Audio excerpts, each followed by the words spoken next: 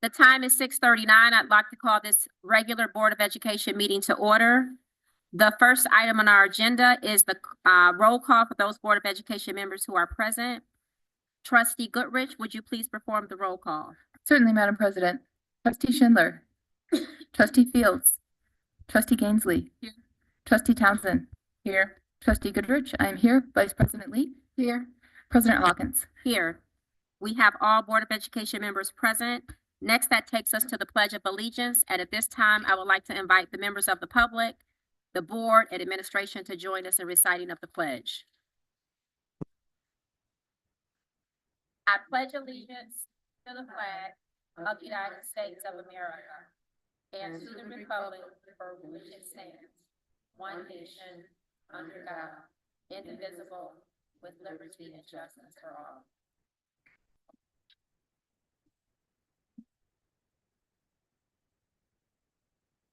Next, that takes us to the acceptance of the agenda. Is there a motion at this time to accept the agenda as presented? Madam President, Vice President Lee, move that the Board of Education accept the agenda as presented. Thank you. A motion has been made by Vice President Lee. Is there support for this motion?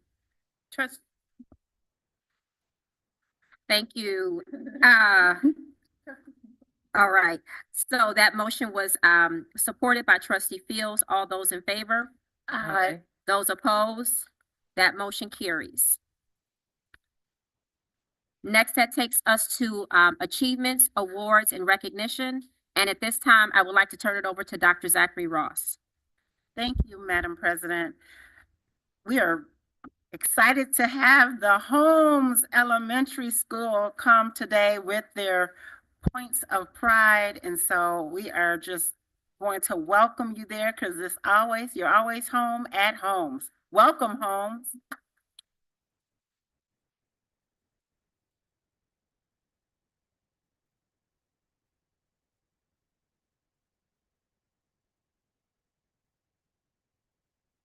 Our principal was not able to be here today, but he has a quick intro on video.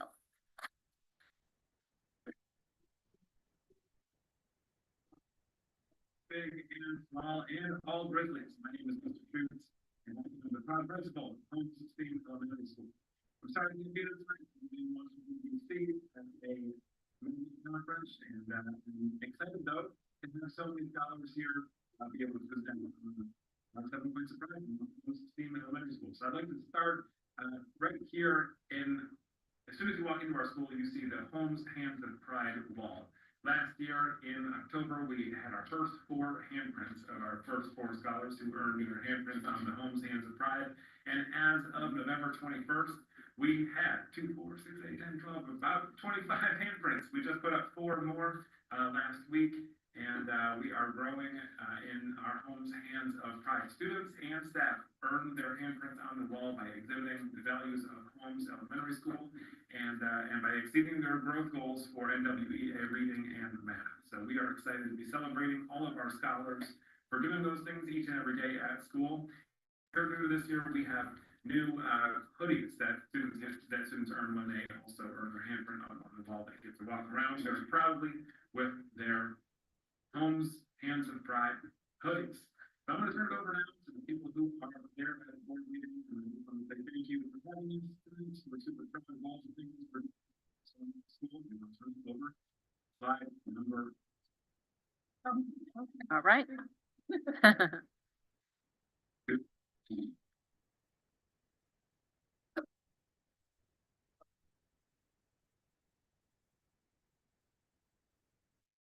Kathleen Miller, I'm the culture and climate coach at Holmes Elementary School. And I wanted to share a couple of things tonight, but this particular outing was in the middle of about September 12th. And we have a staff member on board. I don't know if you know Crystal Webb, but she had some connections to the Tiger game. So she got tickets for all of the students to attend. She's also affiliated with a t-shirt and company that also does hoodies. So we got purchased all of these t-shirts. All the orange t-shirts are the students and the blue t-shirts are the staff.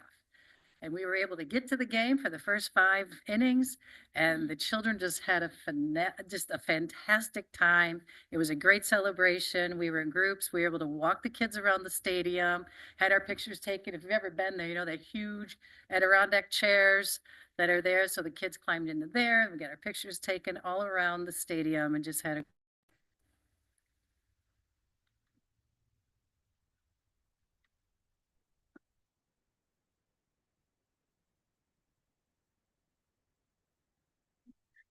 I am Jessica Green. I'm the media specialist over at Homes this year. We started something new when I came over. We call it the Home STEM News, weekly news. We pay it every Friday morning. I play it, and it includes a recap of the week before, what's happening next week, shout out, birthdays. Every third Friday, we do a principal corner where Mr. Schutz comes on and say whatever he wants to say and address the students, and reminders. We're gonna be adding Spanish to it. So they'll either say a segment in Spanish or a Spanish word of the day. We haven't decided what that would look like yet. Reels, and soon the 5th and 4th graders will be editing it themselves rather than me doing it. So there is a really short video, just a little snippet of what it looks like. So it's not the full news, but it shows you what's on it.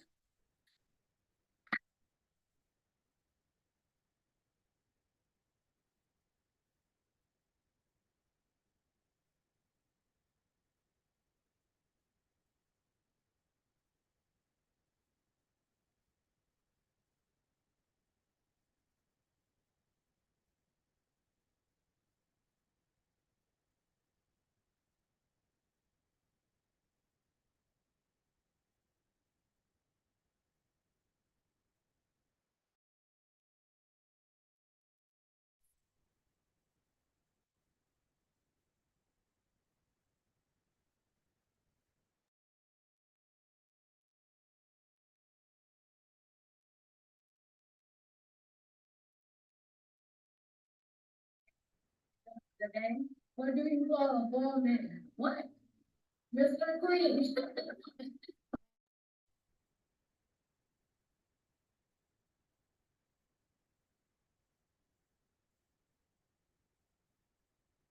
Thank you, Donna Valencia. Now for this week's Principal's Corner.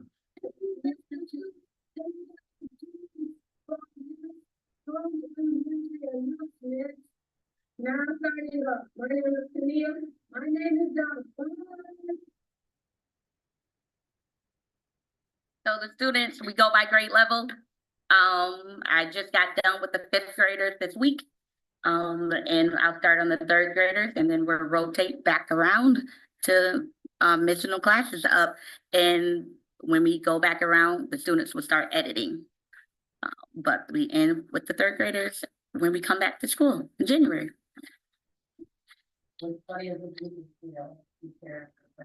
Yeah. I put every and anything in there from bloopers. So when the 5th graders are done, they'll have a whole blooper reel when the 3rd graders start.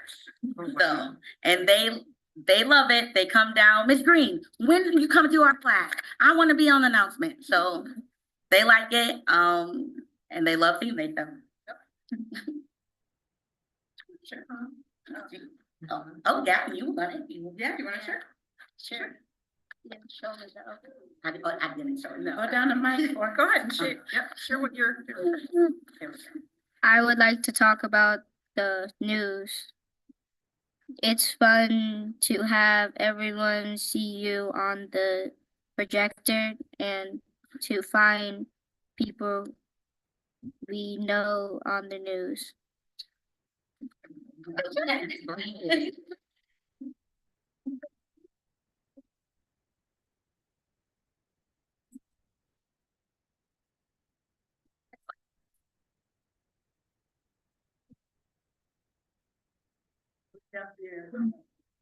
Eric was one of my middle school students when I taught him. I don't feel I'm the one looking old. Hello, everyone. So I am Erica Hargrove. This is my first full year with Holmes STEAM Elementary as a student supports coordinator. I work for a nonprofit organization, Communities and Schools of Michigan. I am so happy to be with Holmes. Coming into Holmes, I don't did a lot. I'm like the Care Bear there. It's been a lot. So the store consists of good perks. So coming to school, it's a good perk to come to school to learn. That's part of attendance, being safe, being respectful, being responsible. So I started the PBIS rewards app to where it's on our phones, it's on our computers. We have QR codes at each door for the teachers, and we can just walk by if we feel like, one of the kids, oh, they helped today, or they were respectful, they did this, they did that, we can go by, mark it, and then they'll come to the school store. So in the school store, I got a little bit of everything. I got I got Bluetooth headphones, I got markers, I got crazy funny pencils, I got journals, I got books, I got coloring books, I got tablets. Let me see. I got stress balls. I got bikes. The PS4 is the grand finale. They have to have 5,000 points to get the PS4. So I have all the kids every day coming to Miss Erica like, I'm saving my points. I'm saving my points. We want that PS4. We doing this, we doing that. So it's working. It's working. Donald. And McDonald's. So me and Schutz is kind of on a one-on-one. Let's see who gets more. They get to pick who they want to have McDonald's with, me or Mr. Schutz. So yeah, with a friend. So when they earn the McDonald's, that's 600 points. Did we take 500 points? Oh, we got a lot. We got the school store Wednesday. So yeah, when they win, they can also bring a friend. So the friend, and the grown-up get McDonald's. So it's a lot of perks. I enjoy them. They make my day because I make their day. Coming in, like I said, as a CIS in Michigan, it's a lot. Like I said, being the Care Bear is giving them the extra push in learning to be successful. A lot of kids need that. We never know what's going on in the home front. We never know what can be going on at school. So, they come and talk to me. We sit down, we laugh. Some just be like, Miss Erica, I need a hug. And some days I might need that same hug. So it'd be a lot, but I'm happy to be there with a lot more to come. I'm coming with so much that I can't wait to see the smiles because I enjoy it. But yeah. And being the culture and climate coach, and having Erica and this particular position is extremely helpful, especially to de-escalate any of the kids that might be dysregulated. It really does help. You see what's there. Yeah. So And we're in the same room, so we have the same. yeah, we're in the same room, but our office is next door. So a lot of times it's like if they can't see Miller, they're from Miss Erica. So it works for us. So did you hear that sound? That's my app. I just gave Gavin 3 points for being smart.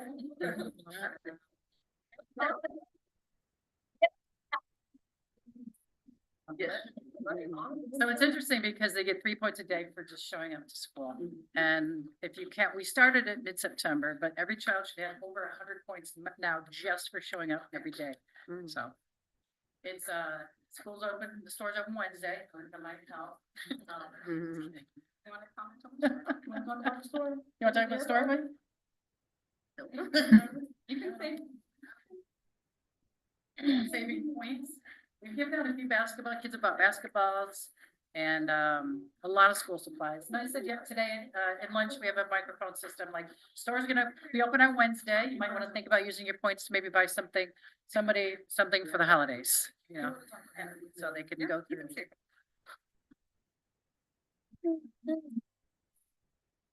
The school store is cool because we earn points for meeting expectations by being respectful, responsible, safe, and attending school. then we can use our points to buy cool stuff. Awesome.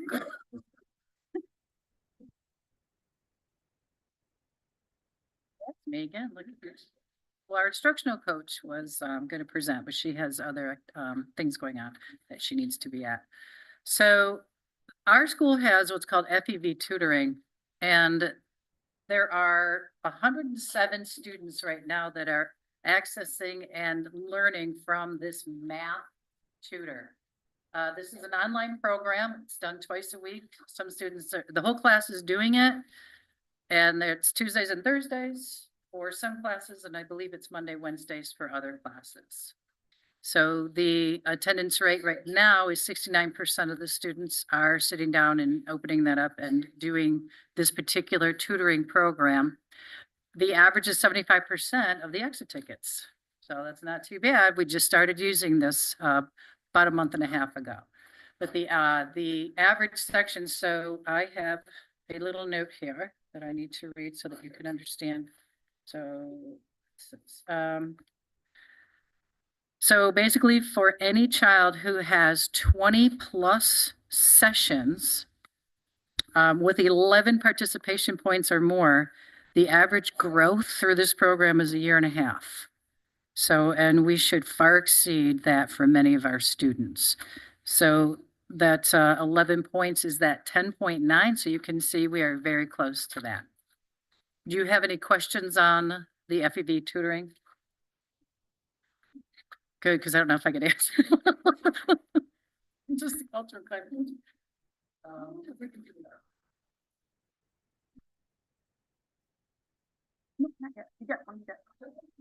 Hi, I'm Miss Bidney. I am the STEAM coach over at Holmes. Miss Legault was not feeling well, so she could not be here. I'm going to talk about the flexible furniture for small group learning. The teachers and the scholars have all been really enjoying the dry erase rainbow tables that we got at the school.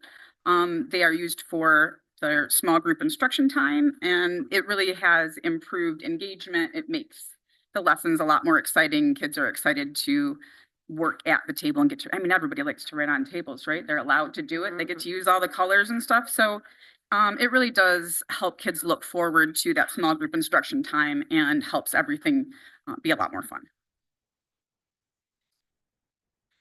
All right, so now we're talking about all things STEAM.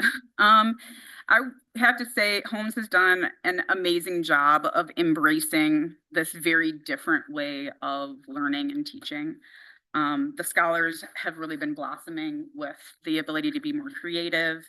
They've been having a lot of fun. They've been inventing new things. And as you can see in some of the pictures, they've been doing a lot of teamwork. They've been learning how to communicate. They've been learning how to work together productively. They've been learning that their ideas and the dreams that they have about things that they could make can actually come to life by, you know, just putting some odds and ends together and constructing something new. And it's really helping with communicating a lot as well. We're also partnering with some organizations like Project Lead the Way and SEMIs, and with them, we have a lot more to look forward to with project-based learning and outdoor learning, especially coming in the spring. And there are two major things that we would like to highlight, and that is the STEAM Career Carnival that we had on November 14th. We had at least 200 people walking through our hallways and learning from different career experts from all 6 career pathways. We had hands-on activities. They were all community members that came in.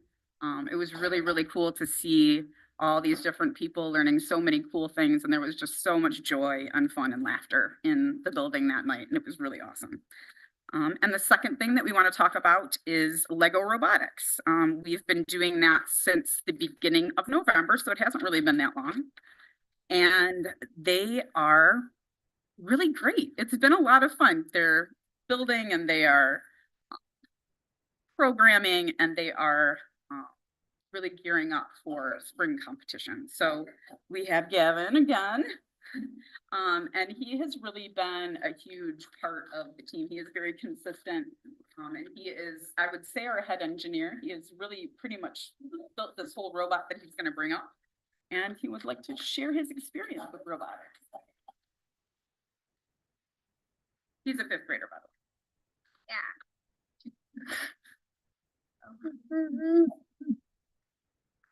I wanted to join robotics so I can be an engineer when I grow up. In robotics, I have been learning to follow building instructions and work with other people. We built a car together and we are programming it to complete tasks so we can be ready to compete in spring. Thank you.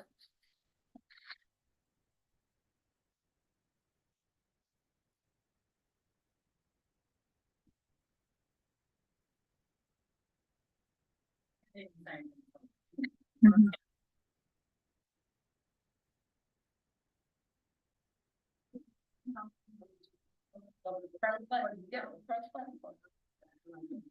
think it's gonna fall. You might put it. You don't have to. I think it goes it's by. gonna fall. So they're just getting to the point where they're learning how to program right now. Nice. And everything is done on computers. They give it the program instructions and,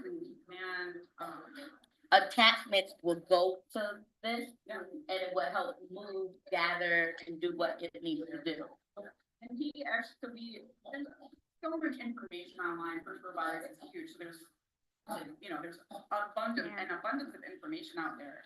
So we were looking at different, additions that we could put on there to let them exchange their tools really easily. But Gavin last Thursday created his own way to add on tools and stuff like that, which was really great. And it's that kind of creativity that is amazing to see from our scholars.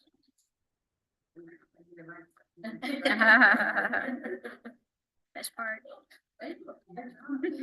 Yeah. Has a little robot, you just put out color pads. Yep. And the color pads tell the robot which way to turn. I'll turn around and I have one on that. And we have that, our Spanish teachers have been using that as well, so we're trying to integrate STEAM all across the board. Thank you. Appreciate it. Yeah. Yeah. Any other board questions or comments?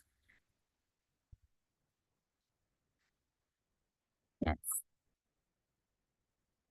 Oh, for the principal, okay.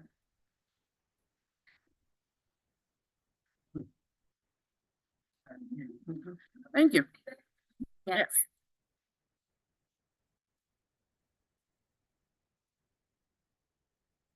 I just want to say thank you to our Holmes staff, parents who have joined us, everyone who's here tonight, and a special thank you to our Holmes scholar Gavin for his presentation tonight. Let's give everyone from Holmes Elementary a round of applause.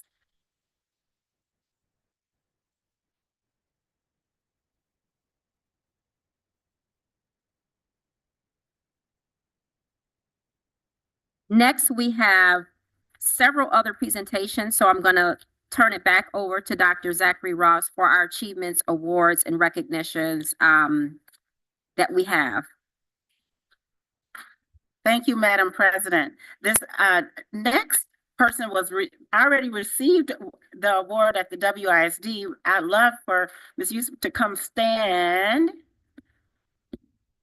while I'm talking. And in honor of National, come on up.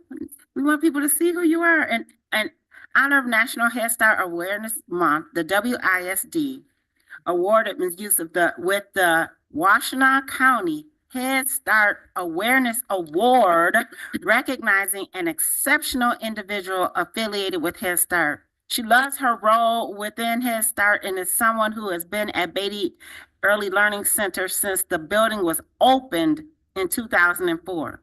She's worked for Ypsilanti Community Schools for 29 years. And now is beginning to serve children in the program of the children that she had taught when she first started in her role. She began her role at Fletcher, then to Perry Early Learning Center and Elementary School, and now at Beatty. She speaks about her role with passion and commitment and prides herself in caring for children as though they were her own children. To be in her presence is to know what it means when you love what you do. You are not working. It's your love. Therefore, it is not work. It is more than a job. It's a calling. Yusuf is called to be the best version of herself in her role as assistant teacher, and due to her longevity, she is beholden by those who knows her. I can tell you when I walk in the building, like she comes, I get usually a hug. Just like the students, she is so passionate about her role, and we just congratulate you and thank you for your service. Thank you so much. I really appreciate it for the recognition. I haven't seen before, this is my second time that they recognize me, and I really appreciate it. And I understand there's a lot of people behind me. They can't get the recognition after me like that, because we haven't seen a lot or before that recognition for teachers. Maybe some, but we haven't seen a lot, and I'm afraid that I'm appreciated. And thank you all for the recognition that you give us. And a lot of teachers gonna be encouraged by that thing when I go back and tell them the story and the recognition that I always gathered from you guys. Thank you so much, and I appreciate it. Thank you. Congratulations.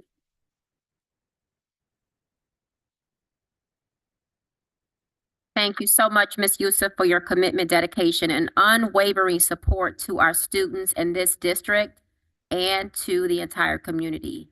Well done. Congratulations. Next, we will just recognize that the National Special Education Day, December 2nd. Special Education Day was first celebrated in 2005, which was the 30th anniversary of the Individuals with Disabilities Education Act, IDEA. President Gerald Ford signed the law on November 29th, 1975. IDEA made education available to all American children, and this day honors the progress that has been made in special education.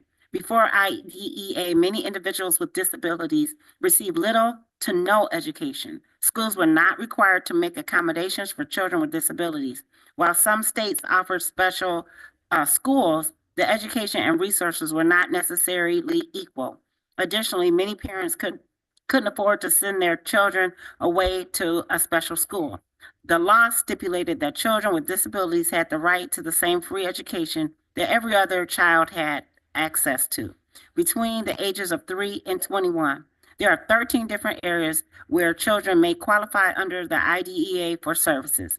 IDEA was instrumental in increasing graduation rates for students with disabilities. At YCS, we value our support staff and are grateful for all you do for our students. I see some of the members in the room. If you all would just stand just to be recognized today. Special support staff, student support staff.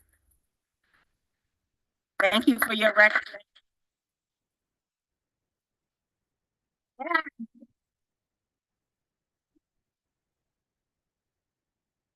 Thank you. Also, we have National Interscholastic Athletics Administrators Day, December 15th. On Sunday, December 15, 2004, we celebrate Athletic Administrators Day. At Ypsilanti Community Schools, we honor, respect, and value our athletic department. We want to make sure we recognize the importance of providing quality experiences and opportunities for growth, leadership, and the development of young people through sport. This would not be possible without the work of our athletic administrators, directors, coordinators, and support staff. Thank you for all that you do for our students, staff, and community. I don't see any of them here, but let's give them a round of applause as well. And last but not least, we would like to recognize two special board members.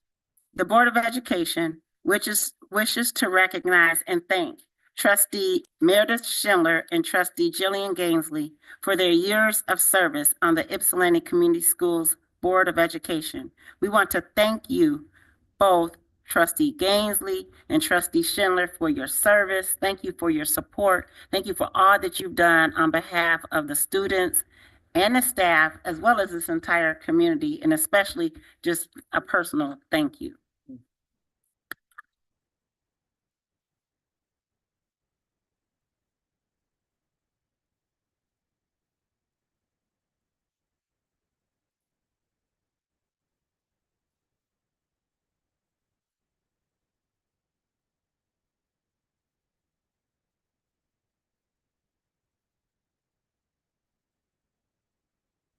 Before we move on to our presentation, I just would like to invite any board members who would like to make any comments at this time.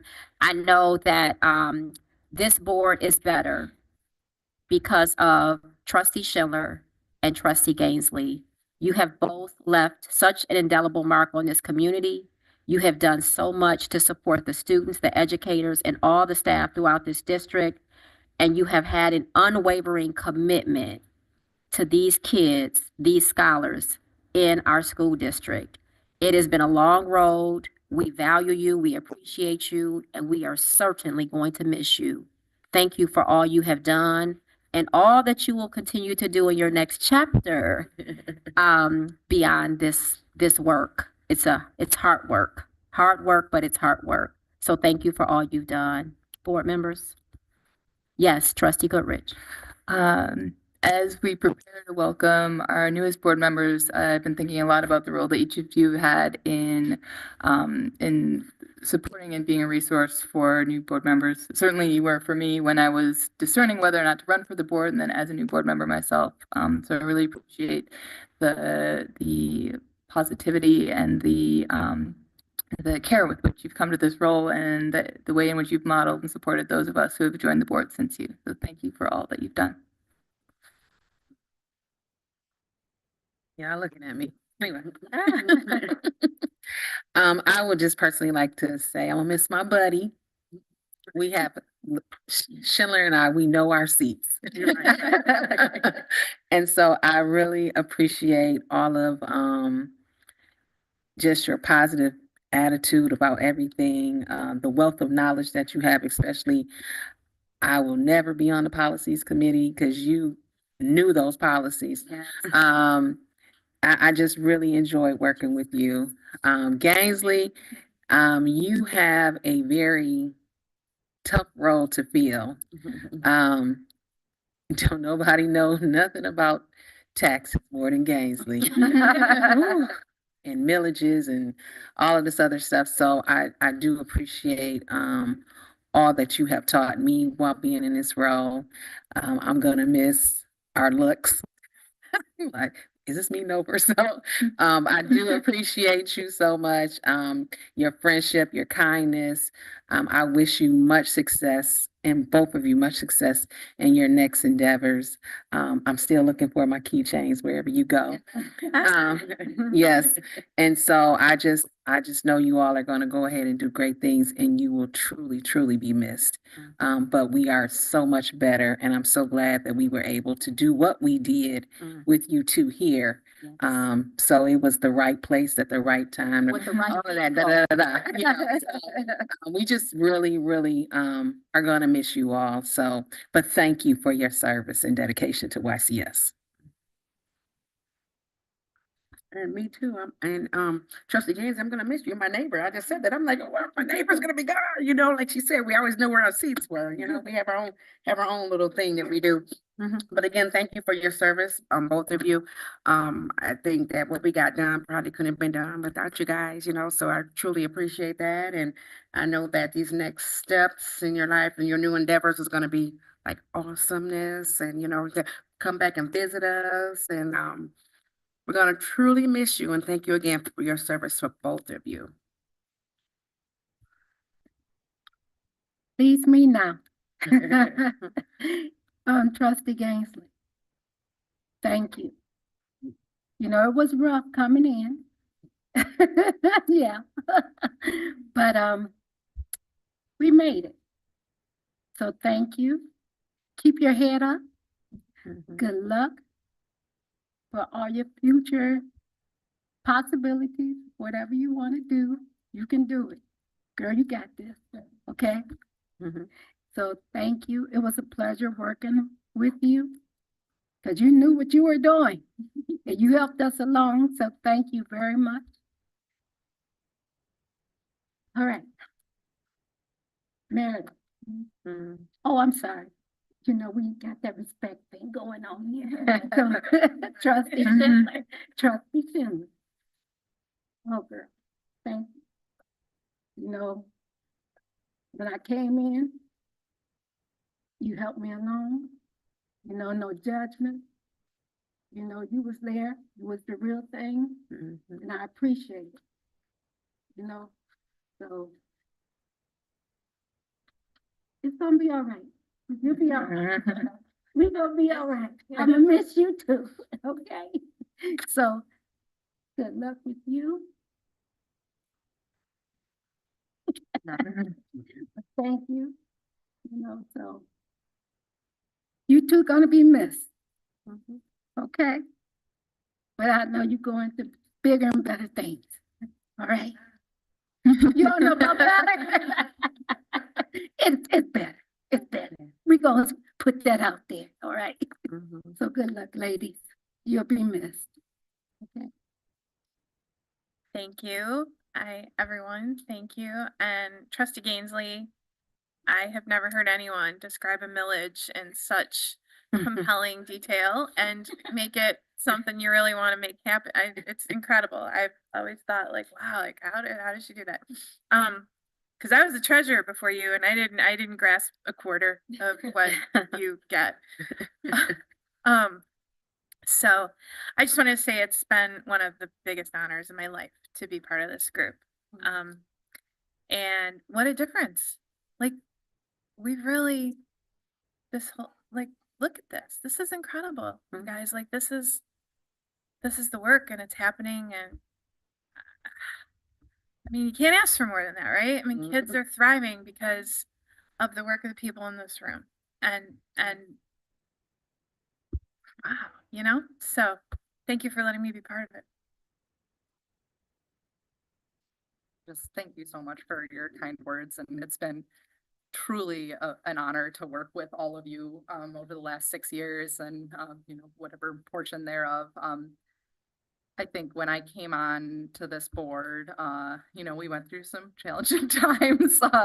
And I think when I came on this board though, and you know, and Dr. Zachary Ross also came on right around the same time as I did. And having, you know, this group of incredible women united behind an incredible woman superintendent has been just such a great experience, and truly it's so amazing to see how it pays dividends for the whole district and for every student that we work with. And I'll also say thank you so much to Meredith, and you know, just the care and like the humanity that you bring, even, you know, when there's tense moments. I think we can count on you to be the one who's like, you know, the most, the like love that exudes off of you is something that I just have deeply appreciated. Since you guys have all already made fun of me for being a numbers nerd, I'm going to throw out I'm going to soapbox for the last time here, but I'm just reflecting back on like what has happened in the last 6 years and what we have been able to accomplish, and the things that when I came into this board at the beginning of 2019, never were things that I would have imagined, right? Like I came in and said, yeah, like we're going to reduce the debt that, you know, Ypsilanti was paying out $2 million a year in debt service. And that seemed like an absolutely impossible thing. And we have done it. Yes. We are like that. I came on and we were talking about whether we were ever going to get back to 4,000 students. We're at 4,000 students. People are seeing the success. They are coming to this district. We've got, you know, international recognition with the Cognia Award of the excellence of student achievement that's happening in this district. We are one of the only districts in the entire state of Michigan that has had 2 districts merge and then actually been successful. That's right. So this is the blueprint. We've done the hardest work that anyone could possibly have been asked to do with odds stacked against us, right? With the not having the promises kept in terms of that debt relief. And we have made it right, and we've made it work, and we've made it work for our students. So I'm just so incredibly proud of this team and this board and this entire district and all of the educators and the students who have made all that happen. And I'm really sad to leave, and also really happy because I'm going on long. But I'll also say that like when I thought about a year ago, I thought maybe I'm not going to run again. And I was looking for people to run and inviting and recruiting and cajoling people to, you know, look who would run. And I'm also just so pleased to find that there are some really stellar community members stepping into these roles. So thank you. Thank you to our future board members. Thank you to, Dr. Hawkins, who chose to take on another term. And all of you who are still here. It's really amazing I've learned so much from all of you, and I just am so pleased to be leaving this district and really getting us. So thank you all.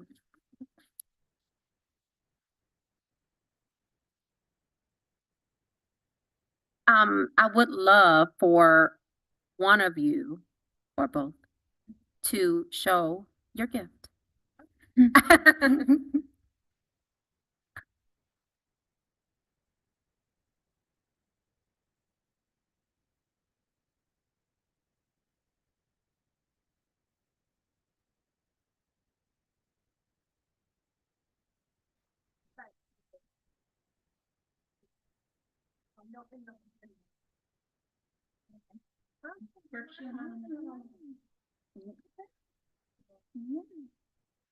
Trustee Schindler, would you read the Look at that. inscription? Too cute. Mine says, Meredith, you have served assiduously on the YCS Board of Education. Your leadership and unwavering commitment to our students, families, and educators has left an indelible mark on our community, 2015 to 2024. Wow. We gotta get the gavel. Almost Yep. a fifth of my life, but who's counting? That's a lot of years. Yeah. Yeah. Mm-hmm. But they're good here. Yes. Yes, enjoy and every, so often on a Monday, if you want to text us and let us know what you're doing while we're here. Feel free. But you will definitely be missed. And I know you'll stick around in some shape, form, or fashion, and you'll always have YCS in your heart in some way and be out there. You'll be out there advocating for us. The next thing before we transition to our next item on the agenda is to welcome our two new board members who are here with us this evening. We want to make sure we take an opportunity to launch them into this new era or chapter in their lives with some YCS swag. So if we could have our newest board members, newly elected board members, Dawn and Talisha, if you both would mind standing so that we could welcome you with a YCS welcome.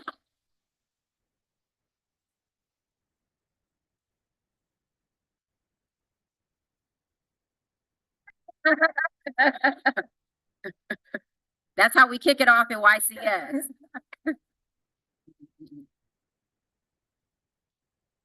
Welcome Talisha Sutton and Dawn Espy to YCS. We are glad to have you part of the team. Any words? I'm so sorry.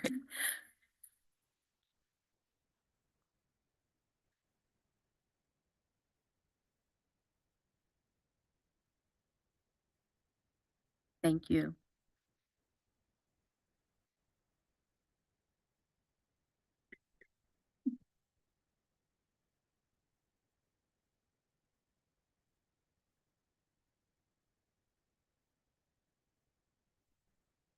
Excellent. All right, before we all break down in tears, let us move on to our first presentation for this evening. I will turn it over to Dr. Zachary Ross, who will present our auditor for our audit report. Thank you so much, Madam President. And we just want to thank our partners from Yo and Yo who have worked with us over the past several months to prepare this audit presentation. And we'll have Tim first, and then I know Mr. Butler will follow. Thank you, Alina. My name's Tim Cross, and I'm a principal at Yo and Yo. And I was out here with my team working on the audit along with Damian and his team to bring you the financial results here for June 30, 2024. We issue you three reports each year. One is the financial statements. The next is a single audit report, and the last is our management comment letter. So I have highlights here on each of those.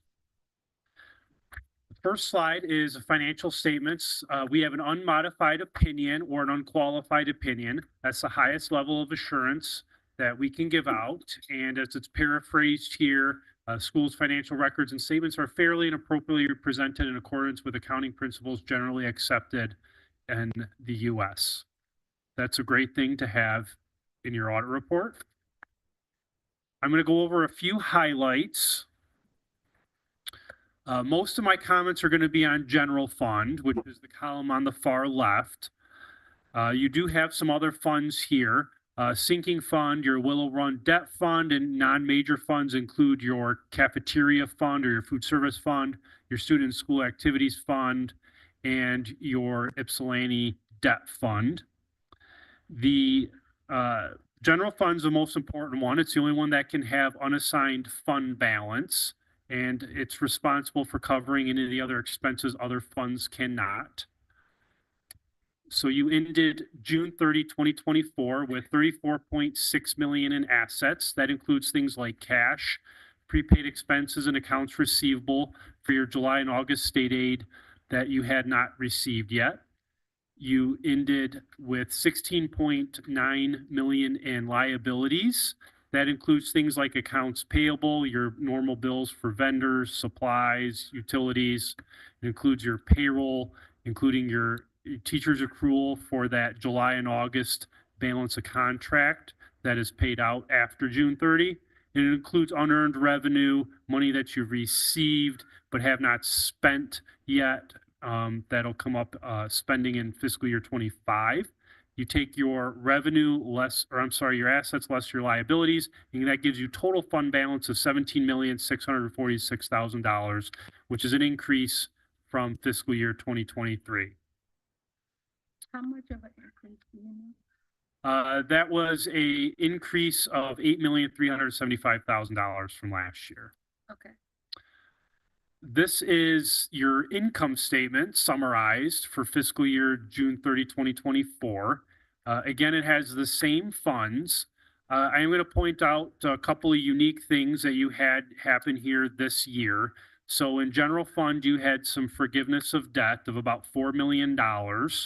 That is included. It's both a revenue because you received a benefit and an expense because you paid it out to pay off the debt. And that also affected Willow Run debt fund this year. There's about $16 million forgiven for that. So that $23,219,000 and that $23,056,000 in the middle there, that includes $16 million of benefit and revenue, and then expense payment for that principal that was forgiven. So in general fund, you had $95,217,000 of revenue.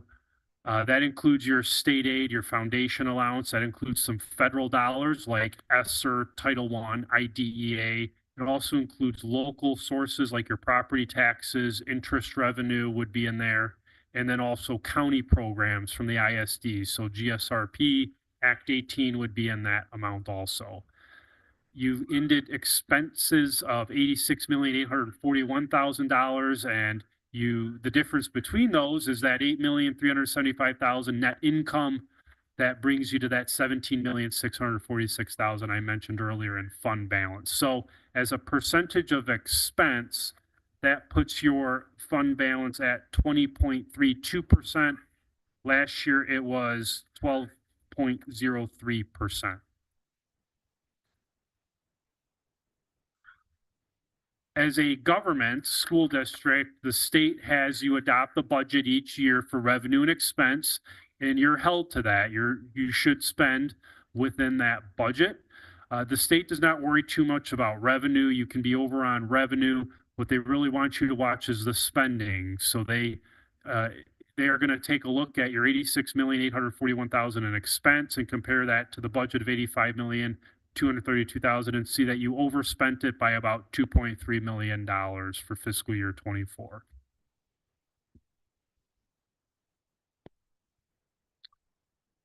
This did not format well here, but I will try to go over it nonetheless.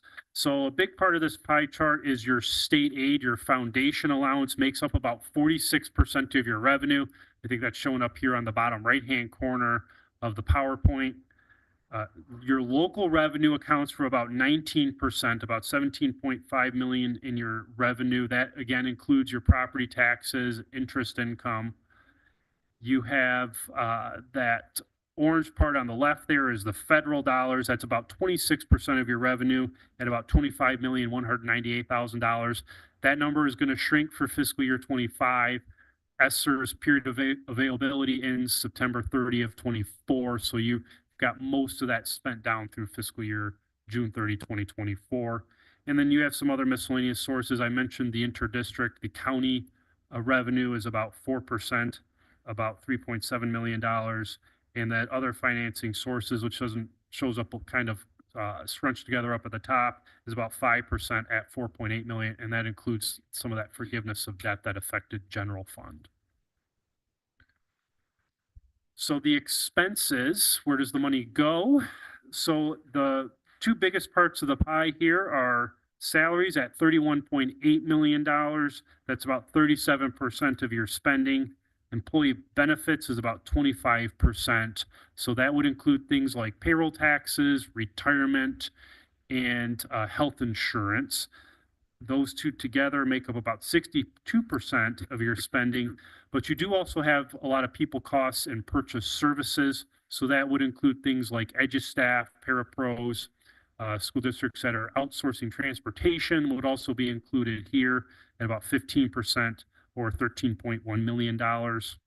And then some of the smaller percentages here, supplies and materials is about 5%. You've got capital outlay, that would be repairs and maintenance, about 1%, just under $1 million.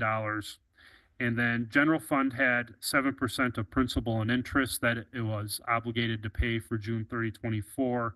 And then other at about 10% includes, again, that $4 million in debt forgiveness, among other miscellaneous transactions. This is a snapshot of your fund balance. So that far right is the 20 million or the 20.32% I mentioned earlier. And then the previous years you've been pretty steady. You had a low there in 2020 at about 7.7%. Early warning is generally 5%. It's not, you know, a written rule, but generally when you hit single digits and you get closer to that 5%, MDE will usually reach out and say, hey, what's going on? What are you going to do to stop this or build fund balance? So you've been above that here for the past 3 years, but certainly at 20%, you're well above that 5% early warning mark that we generally look for. So up above, I have some comparisons there. So all the numbers I'm going over for IPSI are June 30, 2024. But as far as the state as a whole, all of the school districts in the state, the latest and greatest information we have available is 2023's fiscal year. So you're right around peer at 3,500 students to 4,000 students at 19.9%. And then the state as a whole is a little higher than you at 21.87%.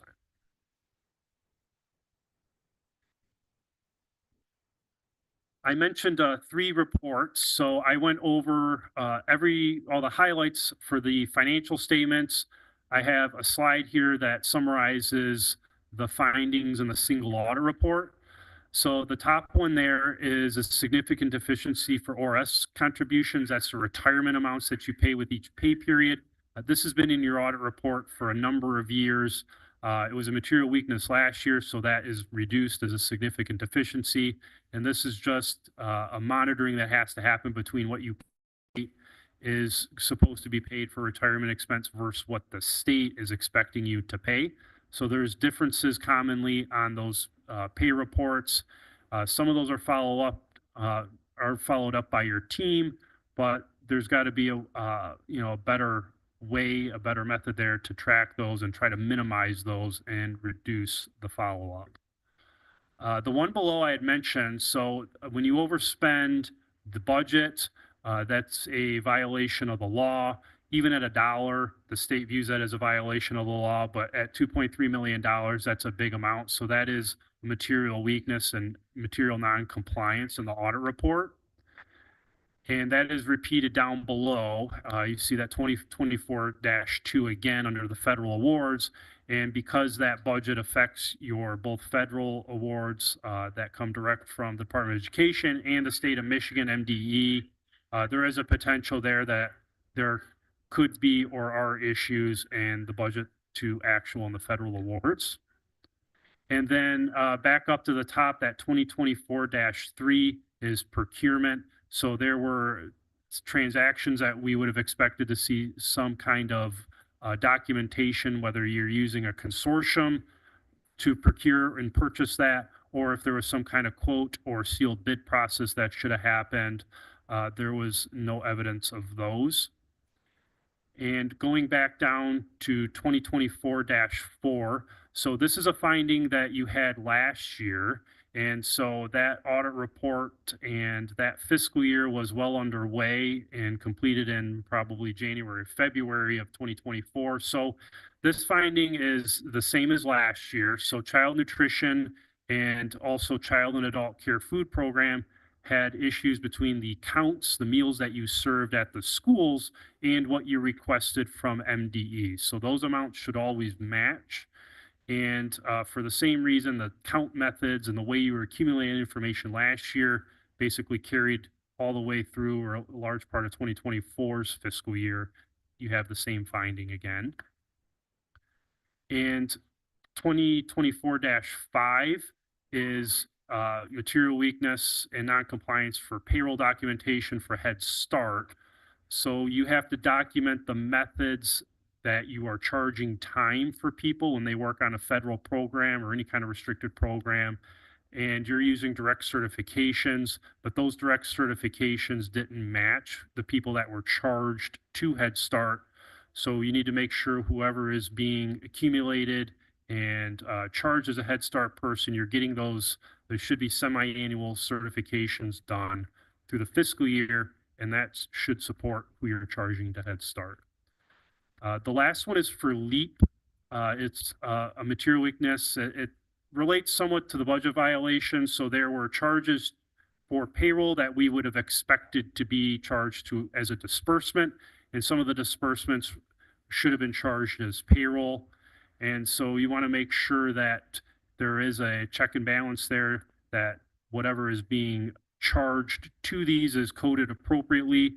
And one of the good controls that you could have in place there is using that budget to identify, this is what we are expecting to spend according to our budget, but we potentially have an error there because we charged it to the wrong account, and that would show up in some kind of budget to actual analysis.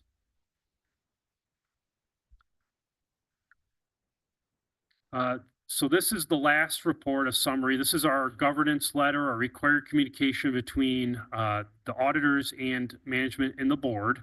These are things that are not findings, they're not material weaknesses or significant deficiencies, but there are a few things we think you should be double checking and making sure they happen.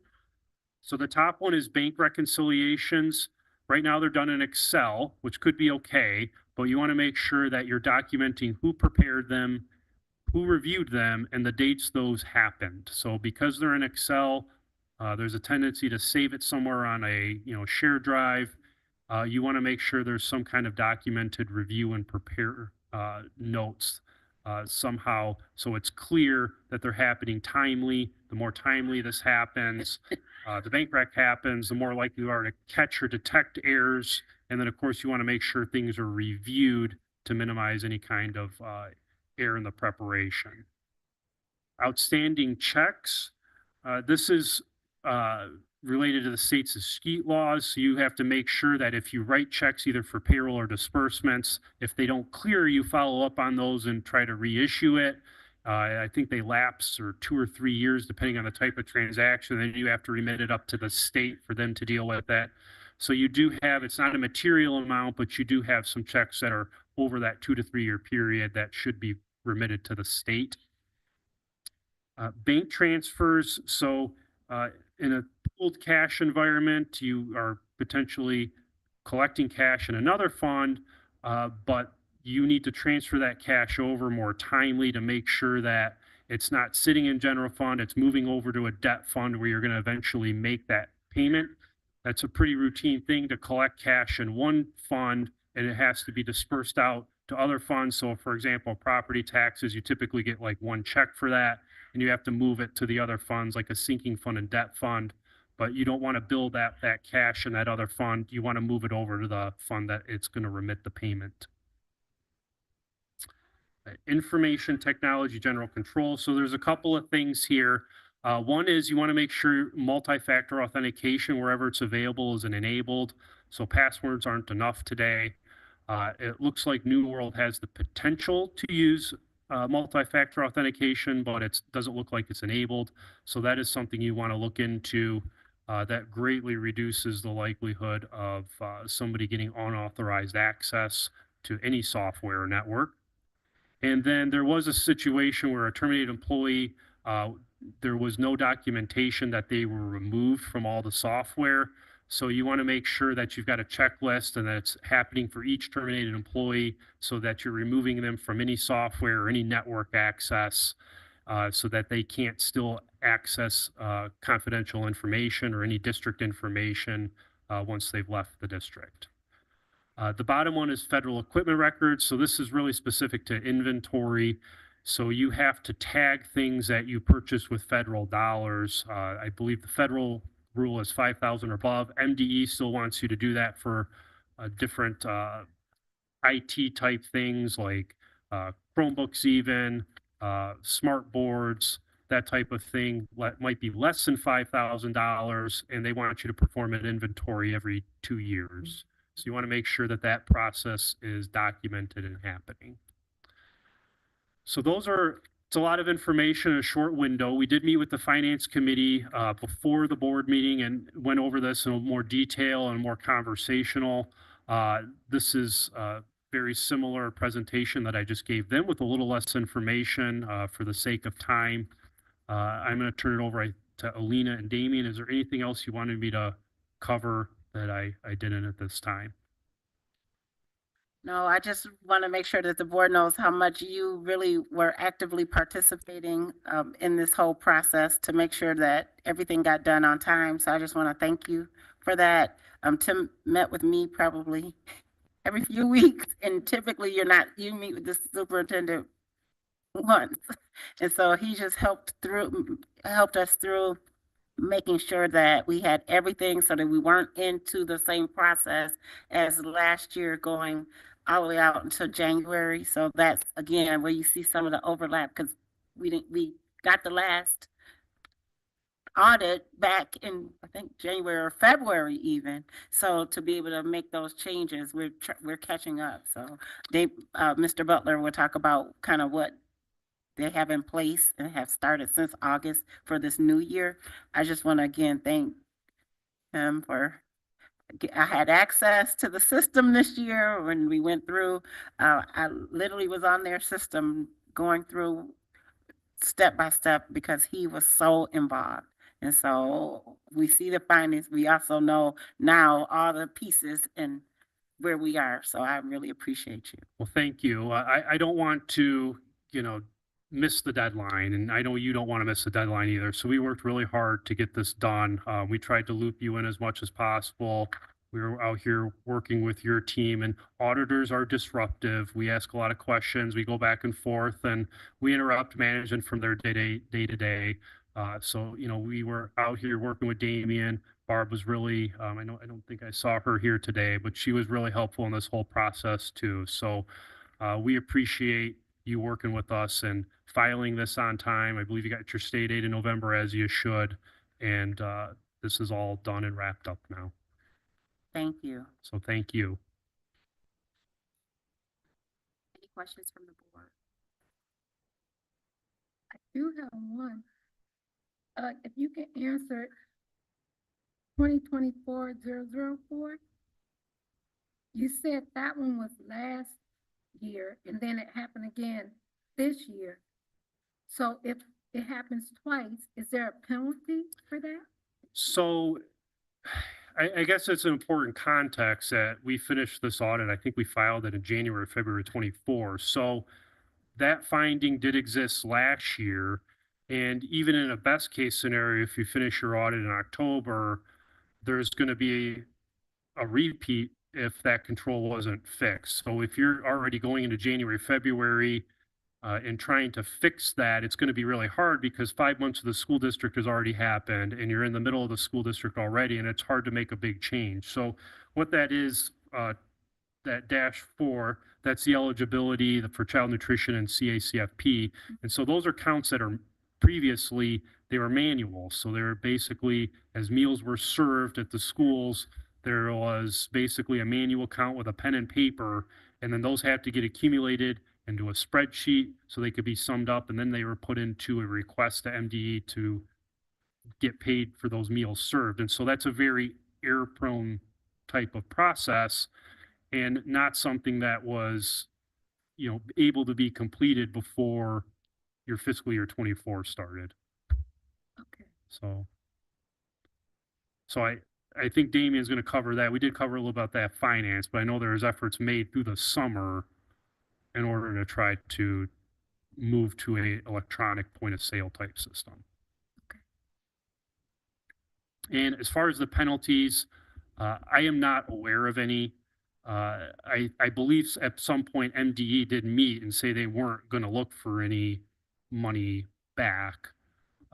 So I am not aware of any penalties that are going to result from any of these. Okay. Thank you. Any other board questions or comments? Thank you so much for your time and attention in wrapping this up for us. Thank you. Mhm.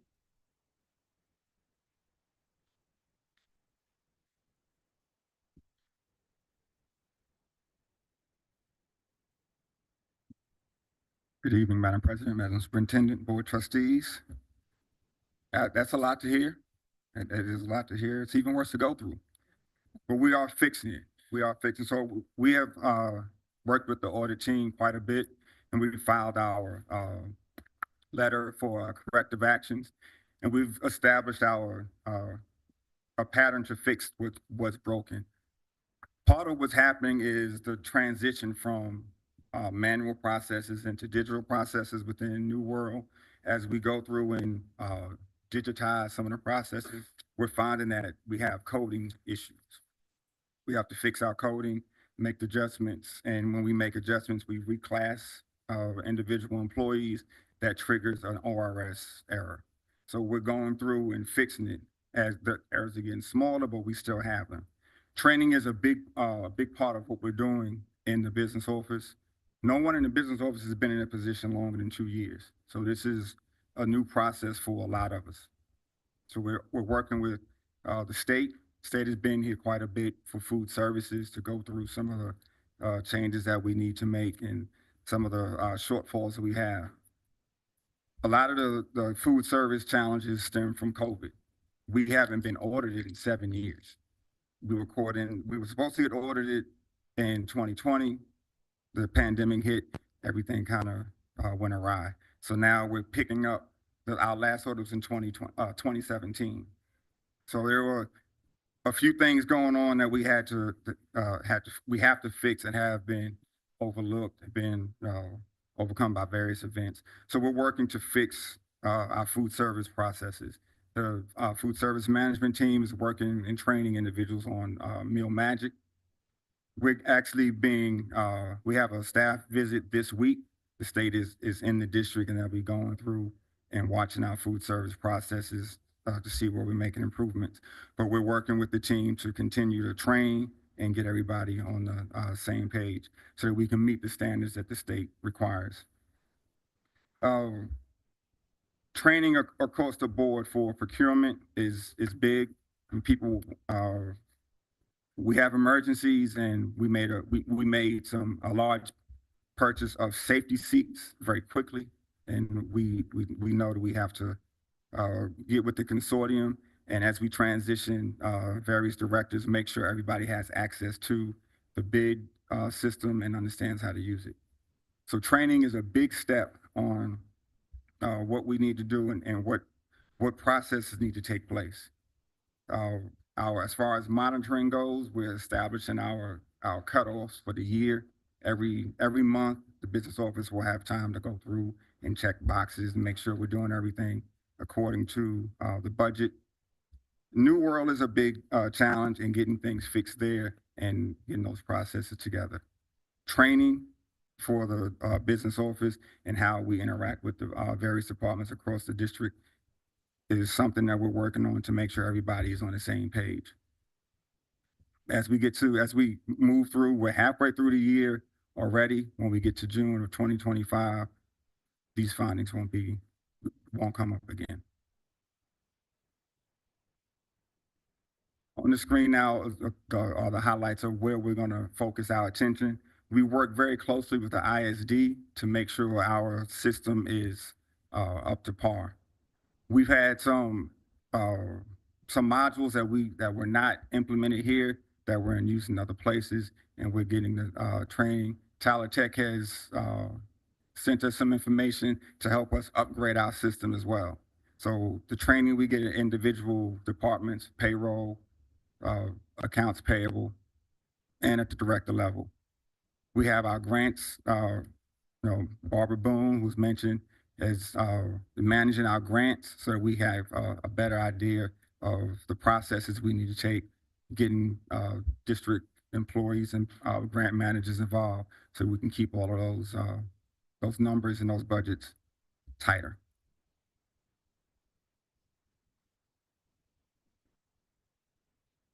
And that's all my bullets on the screen. Next slide. So as we implement our corrective actions and corrective actions memo, we'll continue to update the board on any changes.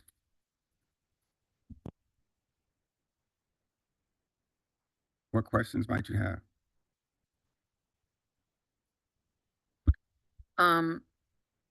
So I wanted to first say,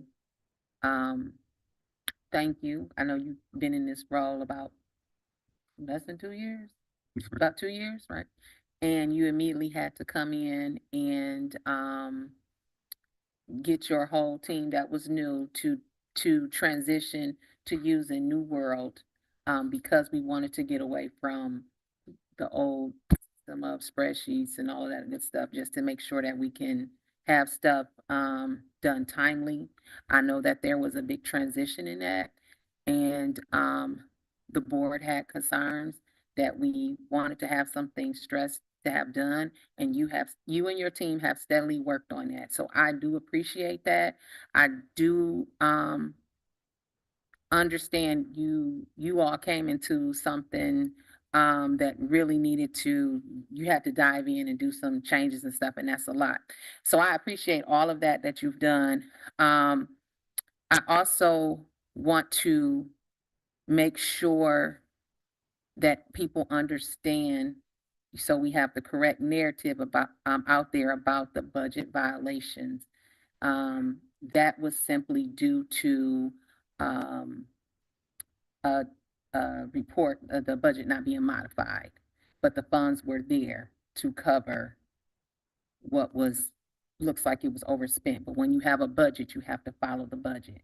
So I just want to make sure that people understand it wasn't that we technically didn't have funds, but we just needed to it was a procedure issue. And so I'm sure that we will have those changes modified, just like you said, in May.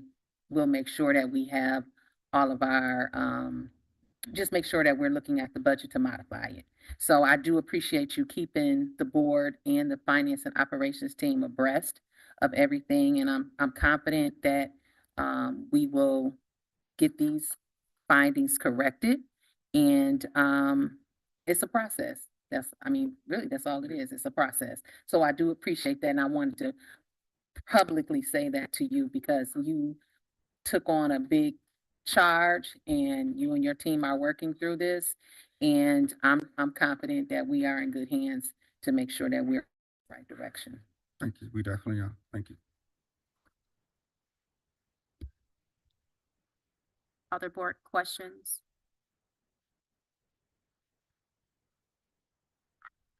I don't know if I have a question. I too thank you. I know that this has been a long process, and there are a number of things that we are in the process of making sure we have a better handle on as we move forward.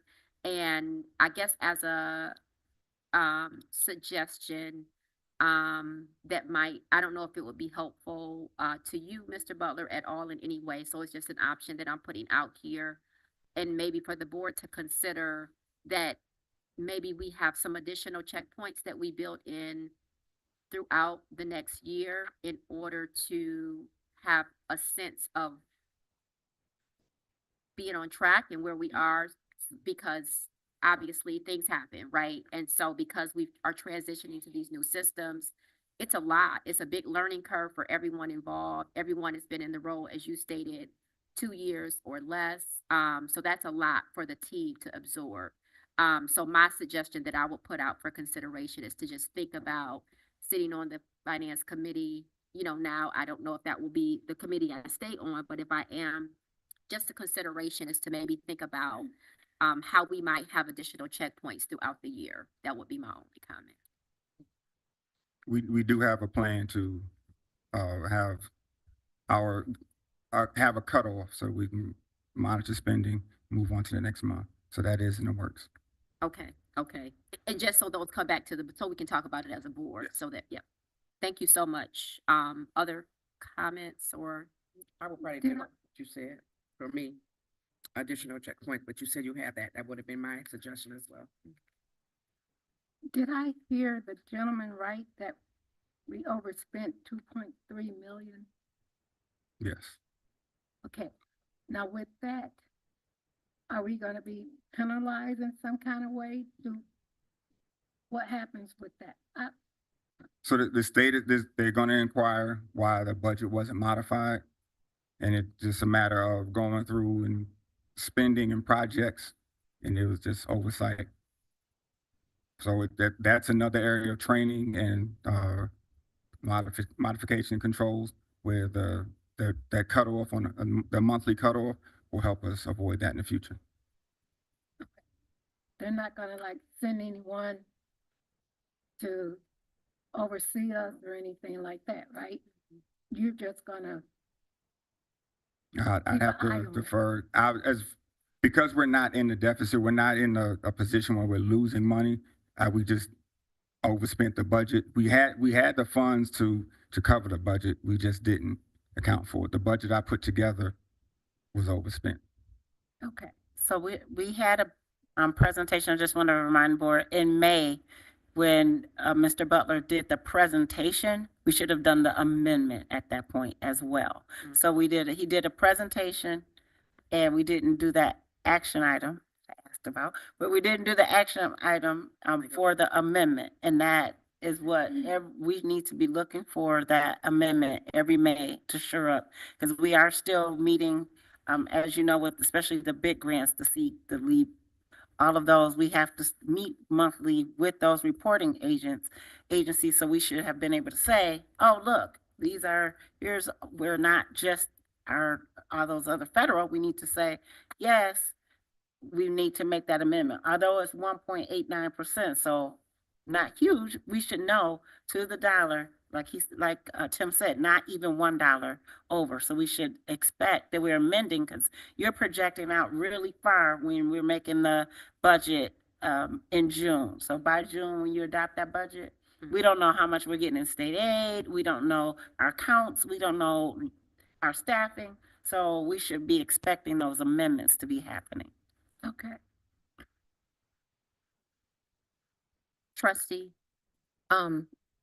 So how often are we allowed to amend the budget in a year? It's ongoing, You correct? can amend it as many times as you want, and Okay. it doesn't actually count until, if he's doing it himself, it has to be what the board voted on. Right. And so that's what really counts. So even though we make modifications, for example, for the consolidated app every December, because that's when they allow us to, if we're not making the modifications at the board approved budget, then we come to this time, we're going to have an issue. So we have to make sure that it comes to the board for approval. It's your budget that the state is going to look at, that our auditors are going to look at. So, and then my only other thing, as far as what Dr. Hawkins was stating, was when we have employees that leave the district that may have access, then maybe we need to have an automatic process with HR and We have a IT? process through, IT. with IT and HR. There's a full process, as well as this year we have just, begun doing, yes, Inform K-12. I could not, my brain. And that is now more automatic as well, so. Okay. And thank you. You just, if you could remember, you just purchased that. So some of these things that he talked about as an add-ons, like we have the new world that the WISD works throughout the county, but some of those additional components, because we were using spreadsheets and things, we did not even have access to those. So those are what they've been getting trained on when he talks about the training. So last year when we came back and did give you the update saying they're going to training, it was on their brand new things. So then as they're putting them in, that's where they're noticing the coding problems and those other system problems that we have to really get down to the function code and make sure that people are properly placed in there. That's also what happened with when you saw the GSRP listing. We send a list to the ISD, but again, that has to those have to talk to each other, because that's a direct cert piece that when we talked to them, Barbara's like, no, this was corrected, but it was not at that time. So we have to do much. We have to just be right up on it. I have a question. So we're talking about we didn't have that in May. Would there have been, and I know we're putting checks and balances in place now, but would there have been someone who should have noticed that we didn't have that action, like going over before we got to this point? I mean, I'm not sure if it's you or Carlos or whomever that might be when he presented to you guys, because don't you guys kind of look at it before we even come to the board member? When would you guys have known to say, hey, this is missing, or did it just didn't get caught? For May? Just asking. You're mentioning for May, the amendment? Yes, when you said that we should have had that amendment, but it was an action item. I So did did say somebody- it. I did. Huh? I actually did. I did bring that up. Okay, But okay. I'm just gonna make sure it just happens. It's okay, like I that. just wanted to, is there just normally FYI. something that should have been in place before we got to this point? I'm just asking a question, because I don't know either. But I'm It just is, wondering, but- if before he presents it to us, does he bring it to one of you guys before we actually see it to say, hey, because that's another check and balance, right? Yes, and so we have done some, again, to really talk about these things and put some things in place. Even with some things that we didn't see as a line before, I even asked him to come in to kind of explain some things so that I do have that credibility that is necessary. Yeah, just wanted to know. Okay. Other board questions or comments? Thank you, Mr. Butler. Thank you. Thank you. Next, that takes us to our first public comment section for this evening. And before I invite our first speaker up, I would like to read the public comment protocol, which reads as follows. Pursuant to Board of Education Policy 0167.3, the board recognizes the value of public comments on educational issues and the importance of allowing members of the public to express their views. Please limit statements to 3 minutes in duration. Participants shall direct all comments to the board and not to staff or other participants. No person may address or question board members individually, and all remarks shall be made in a respectful and professional manner. The first person I'd like to invite up would be Deborah Stevens.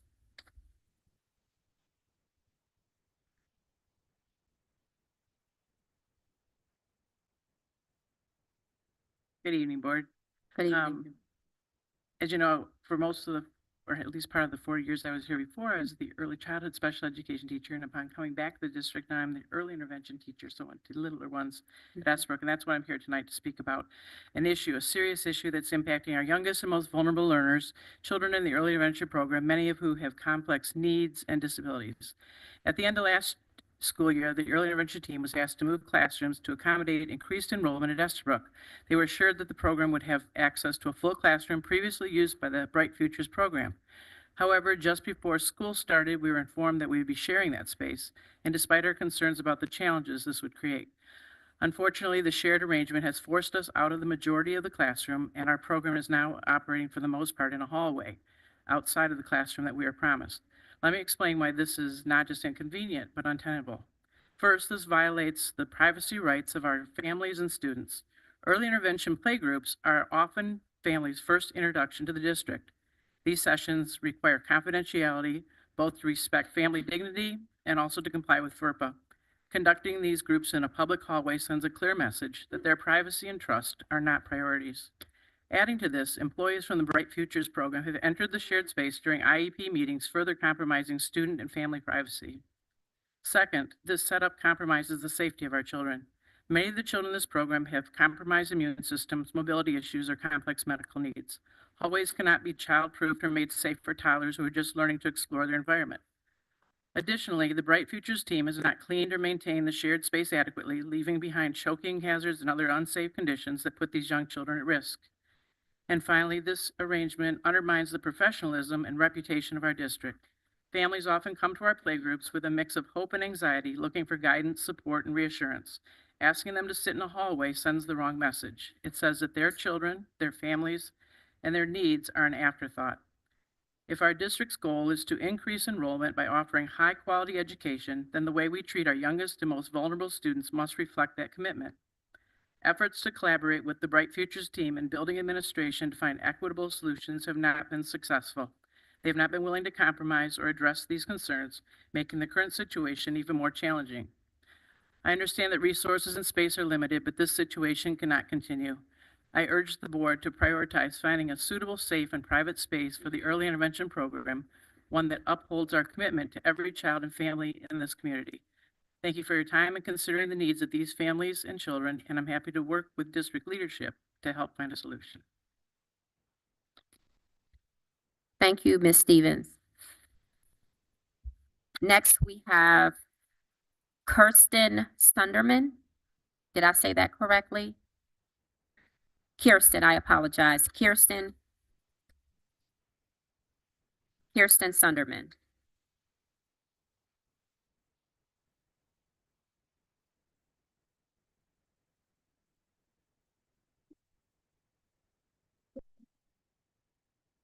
A lovely team. You got it? All right. Hi, my name is Kirsten Sunderman. I am a relatively new resident of Ypsilanti Township. We moved here with our family in 2019, and we are now living in a home, having rented for a little while when we first arrived. Our son Thorfinn is 4 years old, and he has demonstrated a need for additional support in language and speech ever since he was 2 years old. He was found in, the doctor's offices doing their jobs, that he had less than 10 words of language when he was 2 years old. And so he's been through the program designed for little ones from the very beginning process all the way through to where he is today. So he went through the program where we had a speech therapist come to our home for the first year. And then he went through weekly therapy, walk-in therapy while he was 3, and now that he's 4, he attends twice weekly therapy with Ms. Christie. And we also attend the weekly playgroup program that is offered in the space that Ms. Deborah was just talking about. So I wanted to offer first my compliments to Ms. Christie and the rest of the staff at Estabrook, who have just done a phenomenal job in communicating with our family and really meeting our needs. Thorfinn is now a very vocal, very verbal, excellent storyteller. That is his personality by nature, and they have met his personality exactly where it is and really helped him to unfold and flourish, and we are exceptionally grateful for that. And with that being said, I do want to just add to what Miss Deborah has shared. The space that she's referring to, if you have not seen it, it's probably half the size of this room, and of that half the room, only half of it can be used for the children because of the dangers that are located on the other half of them. As you can see, These little ones can't be around the toys that are 6, 7, 8, 9-year-old after school program students need in order to meet their needs. There's a difference in their needs. And so literally 50% of the classroom, we come in to use the space and it's completely inaccessible. And even within that, we really have to be very mindful of the space that we do use, that they don't get into items that are inappropriate. It takes a lot of additional time and resources from the staff in order to create that space. It seems very peculiar to me as a parent that we're coming into a space that's labeled as for these children, but actually it looks like we're the borrowers rather than sort of the owners lending out the space to another program. She's talking about a hallway and she's not exaggerating. It is literally a hallway. It is about probably 20 to 30 yards in length, about 8 feet across. And that's where the kids play.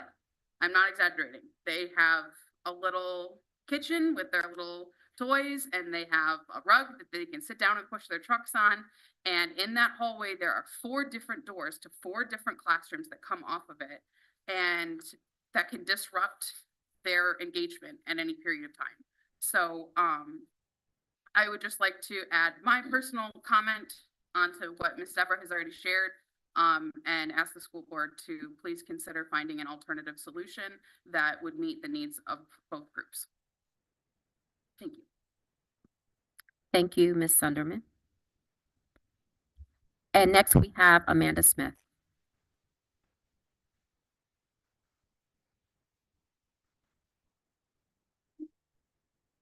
A lot shorter than some of the previous speakers, I think. I just wanted to echo my gratitude for all of you who have served on this board in the past, 8 and 9 years that I've been watching, but in particular to Dr. Hawkins for rejoining again, to Meredith Schindler for your time here. I know I have bugged you from the beginning, and to Jillian Gainsley, who's finishing her term as well. So a lot of gratitude to you all. Jillian served on the Ypsilanti Community Schools board, foundation board for some of her time here. So I appreciate her a little extra for that and the work that she put in as a member of that board that I chair. So thank you again. Thank you, Ms. Smith. Any other public comment cards that have come in, Ms. Haynes or Solomon or Dr. Coscarella? Thank you so much. Next, that takes us to our consent agenda. Is there a motion at this time?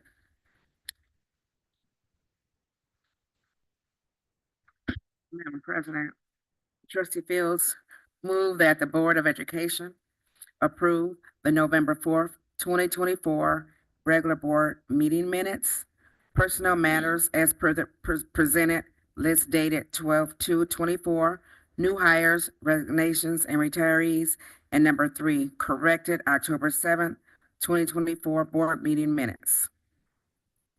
Thank you. A motion has been made by Trustee Fields. Is there support for this motion? Support, Vice President Lee. Thank you. Supported by Vice President Lee. All those in favor? Aye. Those opposed? That motion carries. Next, that takes us to item 8, which is our strategic planning, our monitor and evaluation session.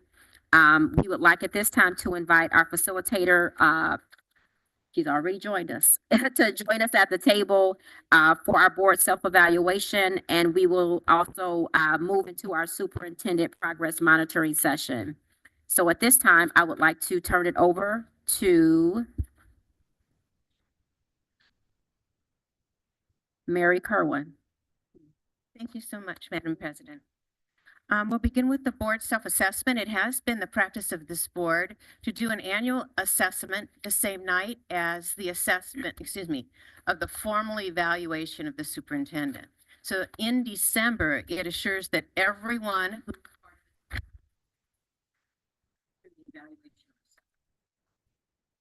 ready, you can see that 4 means always, 3 usually, 2 occasionally, 1 seldom or never, and then 0. First question, the board uses a two-way communication process with the superintendent.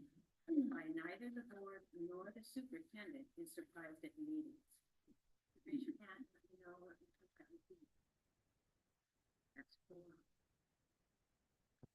The board ensures that a systematic program is maintained by the staff to orient newly elected or appointed board members to their duties and responsibilities, as well as to acquaint them with board policies and operating procedures. And I just wanted to let the board know that earlier this afternoon, we did review roles and responsibilities with your newly elected trustees. And I think that this community will be well served by it. They are aware, they did reset back immediately. What are the 4 roles? And they knew them immediately. Good policy background. So I think they'll be well. Good conversation. The board operates according to written policies that are updated on a regular basis. Isn't that the truth? When policy is adopted, both board and staff adhere to it. The board acts as a policy-making and governance body. The superintendent is held responsible for administration and evaluation of school programs. Before making a decision on any matter other than the superintendent's conduct, the board allows the superintendent ample opportunity to develop staff recommendations for action. The board does not respond to emotional pressure and does not write instant policy. It provides the superintendent with an opportunity to develop policy proposals. 4. The board understands and uses rules of order. Board members arrive at meetings prepared to contribute to discussions and do not waste valuable meeting time.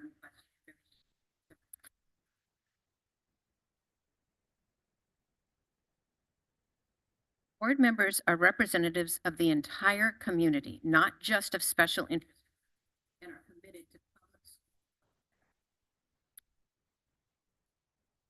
citizens and special interest group recommendations are considered. The board explains its position and the reasons which may prevent it from implementing all recommendations. The board and superintendent work well together in a spirit of mutual confidence. The board respects the daily executive responsibility of the superintendent, and the superintendent respects the governance responsibility of the board. In cooperation with the superintendent, the board has received a set of criteria in goals, which are monitored for progress during the course of the year.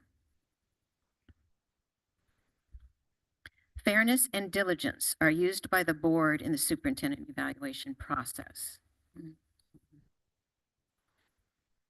Official actions of board members concern the welfare of the school system only. No board member uses her office for patronage, personal profit, or an event. Only the entire board can decide a course of action. Board members are careful to speak publicly on issues only as individuals. Major responsibilities of the board include establishing priorities and ensuring SMART goals are in place so that the priorities are clear and tracked. Just on an aside, tonight we did have a big accountability piece, which was the audit. And some of the requests from the board and that they were supported by the superintendent had to do with putting together those SMART goals and tracking pieces.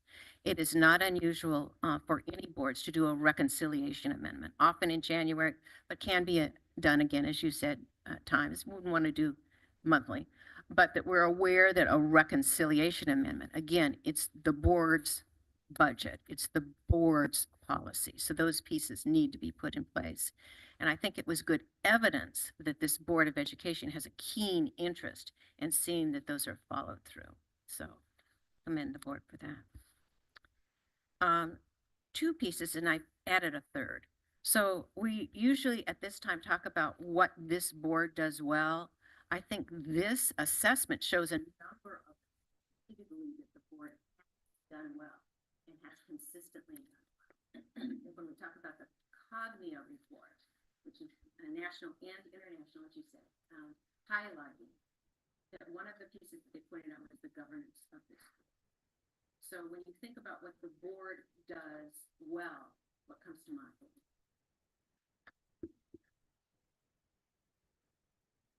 Advocate for the kids.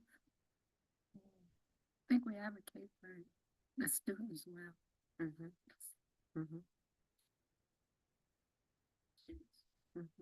I think we all have different strengths and we appreciate those strengths and use them as a team really well. I would piggyback on that just to add that I think as a team, we have demonstrated through our actions that when you stay focused on what is best for students, the outcomes are what we see in front of us, right? We don't pretend to be a perfect district, but we strive every day to be better than we were before. And this board stays focused on kids, and I think that is one of our biggest successes. I'd like to, I guess, piggyback on that. I appreciate the opportunity tonight to celebrate some of the wins that we've had while we continue to strive for continuous improvement. We always know that there's more work to be done.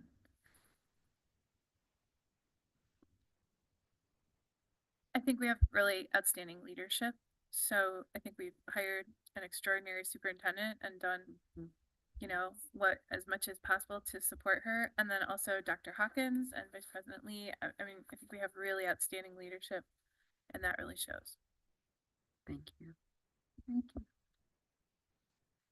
I would add, Mary, that we listen. We listen to each other. We listen to the community. We listen to whoever our stakeholders might be, our administrators. We listen, really listen. And we use that to kind of guide how we make decisions. Being present, being engaged, really wanting to represent well who we are as a district and a community.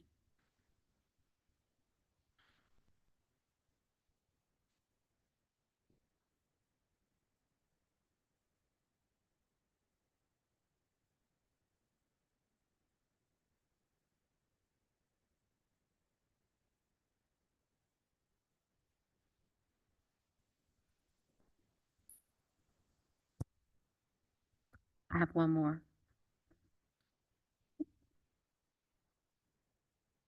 We're curious and we ask really good questions.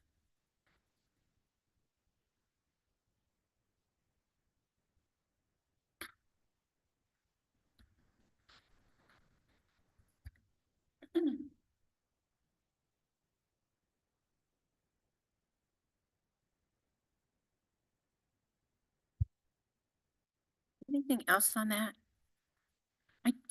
I just also want to share from the training earlier that one of the things for the newly elected but not yet serving trustees was the idea of listening, that listening is a key leadership program. The other thing that's unique and special to the culture in this district and saw reflected tonight was calling our students scholars. And that goes throughout the community. And that is done intentionally and unintentionally. People now think of our young people as scholars. And that is something that this board, in their visioning process, really emphasized. And so it's neat. Sometimes visions just sit, but to see that that's been completely embedded in what makes YCS so special, I think is one of the qualities that needs to be pointed out. Anything else in this section? I don't want to leave anybody out. Okay, changes. What changes would you like to see or would you like to consider going forward? Oh, yes. I wouldn't say necessarily a change, but return and continued dedication to open and frequent communication. I know at MASB, when we presented our communication plan, how enthusiastically that was received. And I know that we've had a really busy fall, and so just making sure, especially as new members join our team, that we're staying on top of maintaining those communication protocols as stringently as we can, so that we can continue to do the work that we value.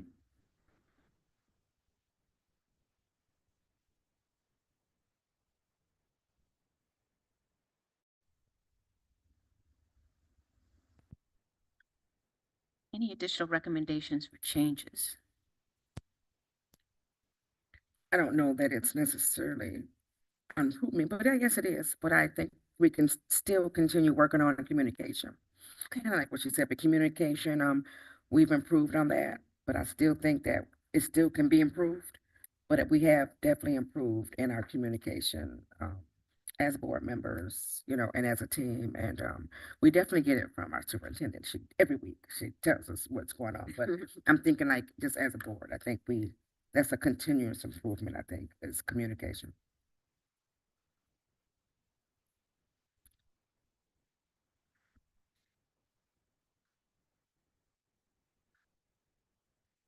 The final question I added was, if you remember, last time we added new team members to the board was during the time of COVID. And it was quite a challenge to build a team when you're just a little on part of a screen. Right. You know, when we're playing Hollywood Squares and you're just a little box on a screen. And so that there really needed to be intentional outreach. So as part of this one, I ask you, what kind of intentional outreach might you make to the new team members so that they will feel included, a part of the team, and have the kind of guidance that has benefited many of you sitting at the table? So I'm happy to volunteer. I very much enjoyed the opportunity to have dinner with both of our new team members tonight, and really appreciated that opportunity for conversation while many of the rest of you were in the subcommittee meeting. And I'm grateful that Dr. Hawkins has offered me the opportunity to be part of the onboarding process, and that was so valuable to me joining the board during COVID. So I'm excited to have the opportunity to support in that role.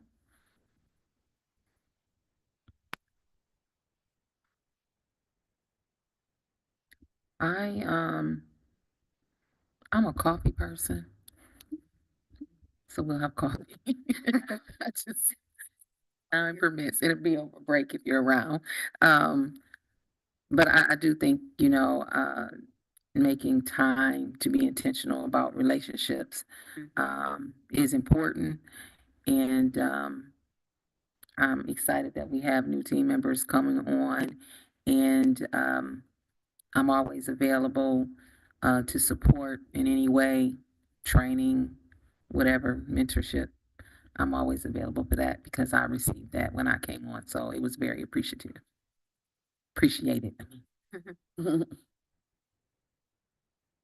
I would just say, to add to that, something that I will continue to do, and something that I did do, was, you know, just to initially kind of welcome and say congratulations to the incoming board members, and, you know, giving them time to catch their breath after they realize they won. And then thinking about kind of for them what that transition would look like, and just availing, I guess, oneself to make sure that the doors are open and they feel comfortable reaching out.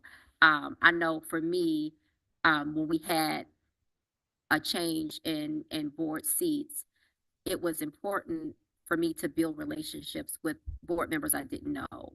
And that took a lot of time. I know Trustee Townsend and I had a lot of meetings, and we had a lot of lunch, and you know, we talked about things that were not always board related, just because we needed to get to know each other and cultivate those relationships. And I think that's important because you spend a lot of time together on this board. But I think those reach outs go a really long way. And so I think as a board, I appreciate Trustee Goodrich taking on the opportunity to participate in training, but also knowing that that's an open invitation that will come out to make sure all board members have an opportunity to be part of what that training will look like. So yeah, I just wanted to say just the reach outs I think are important, because we all sat in that seat and we had no Yes. idea what we signed up for. And boy, did we learn quick. So I think just being there, being supportive, reassuring, you're not gonna learn it all in one day. It takes time. But I think as seasoned board members, we have a lot of valuable insight and information to share, and just know that, you know, we sit at these tables, but like we're just folk, right? We're just here, we're trying to do good work in this community, and we know what it's like, and we will make sure, we will make every effort and attempt to make sure your transition in this new role is successful. And you know what? Mm-hmm. Sometimes you want to leave it alone and just get loose. Okay? Okay, get loose. All right. I know. It's just. And here. Okay? Okay? All right. I think Just leave the board alone, work alone and everything, and relax. I'm here. Anyone else should be shamed. I did just want to mention there is a kind of an old guard component over here, and that they came through the historic merging of school boards and then going through multiple administrations. Yes. And whenever there's a stakeholder group that comes in, part of the time shared by the stakeholders has to do with the history. Yeah. A good recognition of the heritage. So if that might be new to you, then again, these would, some of the old guard might be people to enjoy a cup of coffee with, or beverage of your choice, or just have an open-ended chat, because I know that it is it's very important to stakeholders about the value of the history in this community. That's just a side. Yes, please, Mary. I want to say, I'm leaving, but I'm happy to get together. I can give myself one. Everybody has. Right. Right. Yes. And I want to say, for me, I'm more of the outgoing person. I'm more of the community person. So if you ever want to hang out with me, I love to go to all the games and football and stuff. I do all that. So if you want to hang out with me, that's where you catch me at. That's, I was just there Friday at our home game. So, but I like going to the football games and the basketball and all that stuff. But you're welcome to hang out. We can hang out at one of the games, something like that. I'm game for that. That's really nice to know. Activities. All right. Is there anything else on that? Again, you all scored the highest on this ranking. Currently, the superintendent, the highest that she can go now under law is effective. So last year we were highly effective. I think now we're going to move to effective. It's going to be the highest for you as well.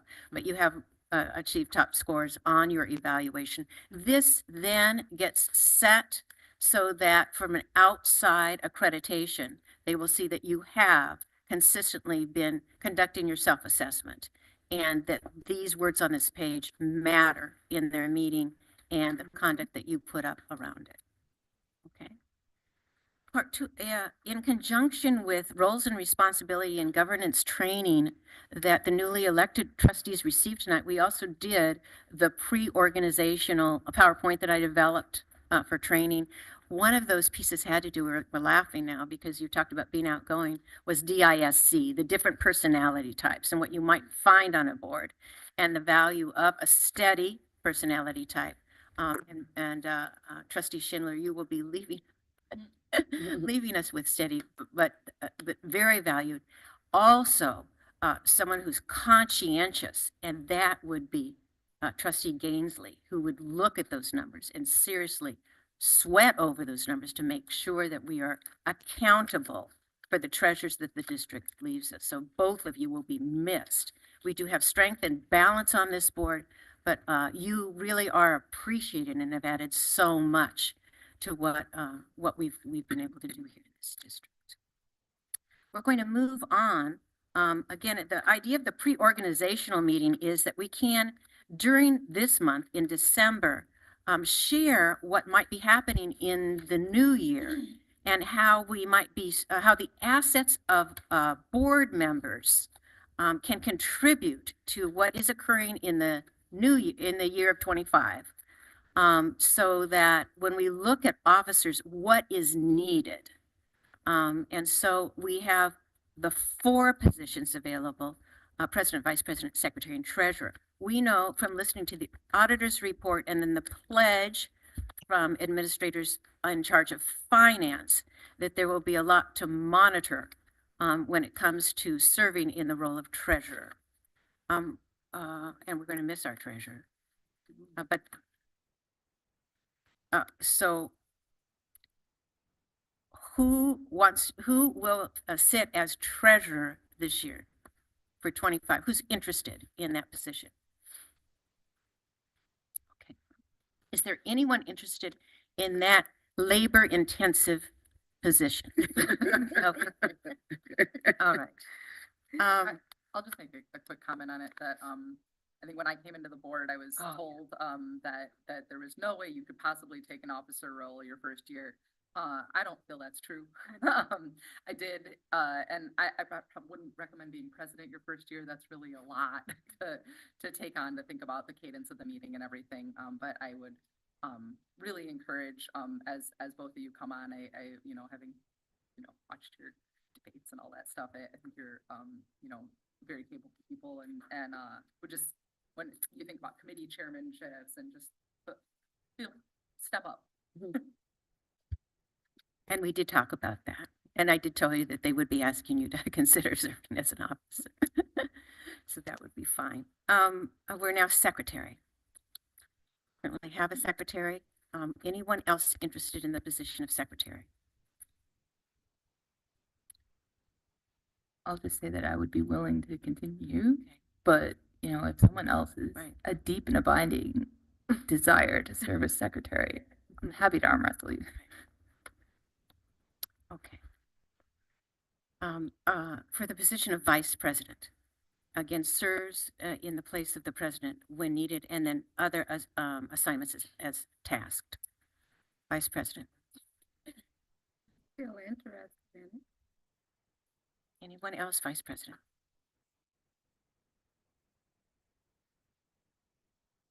Okay, and then the hot seat. The role of the president is really does take a lot of added effort. Who has an interest in serving as president in 2025? I'd be willing to continue in the role. And again, if during this month you have a spark where you think, oh my gosh, I'd really like to, then simply share that, won't you? Please call the sitting president and then share. If you've changed your mind or you'd like to, reconsider it, these roles, in fact, people sitting at this table have been in different, so it just because someone's sitting there doesn't mean. This group of officers has excelled this year, has worked really, really hard. And so I think appreciation should be given to the officers. The idea of having the pre-organizational meeting where we talk about it, we're not making a decision, but simply that we share and discuss, is to prevent surprises, which stun people and can be hurtful and dishonor members of our team. And that's why we do this in December. Okay. Anything else that someone would like to add at this time? Okay, with that, Madam President, we might move on to your request for closed session for the purpose of evaluating the superintendent. Thank you, Mary Kerwin, for getting us through that process. At this time, I would like to take a motion to move into closed session. Is there a motion at this time? Madam President, Trustee Schindler, I move that the Board of Education convene in closed session under Section 8A of the OMA to consider a personnel evaluation of the superintendent. Thank you. A motion has been made by Trustee Schindler. Is there support for this motion? Trustee Fields, I support. Thank you. Supported by Trustee Fields. All those in favor? Aye. Those opposed? That motion carries. The board will convene in closed session. The time is 8:38 p.m.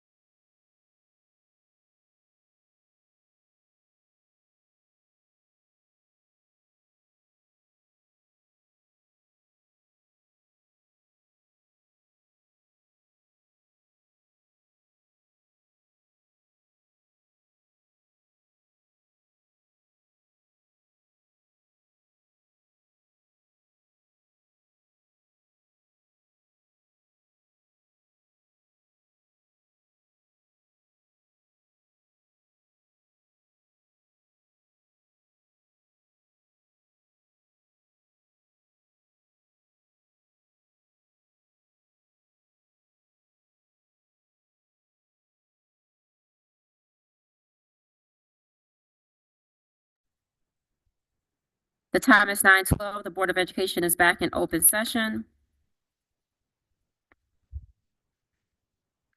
Next, that takes us to our first action item for this evening under Human Resources, which is the adoption of the superintendent's evaluation.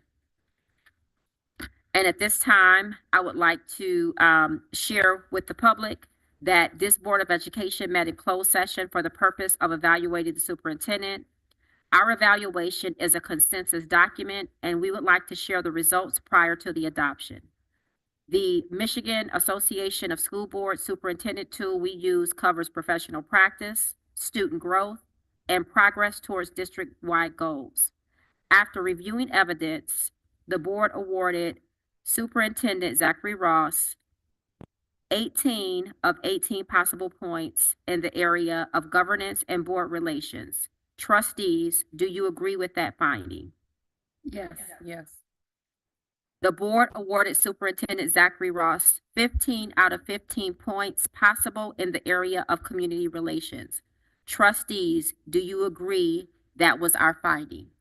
Yes. The board awarded Superintendent Zachary Ross 21 of 21 points possible in the area of staff relations. Trustees, do you agree that was our finding? Yes.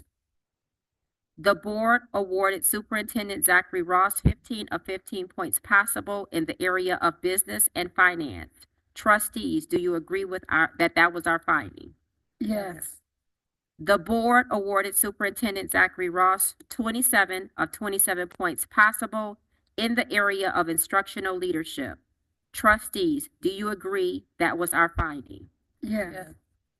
Each category has a weighted score, and the result of all categories in professional practice is 100% or a 3. Using the district growth model and assessment data for the determination of student growth, the board awarded Superintendent Zachary Ross 3 of 3 points possible with a weighted score of 100.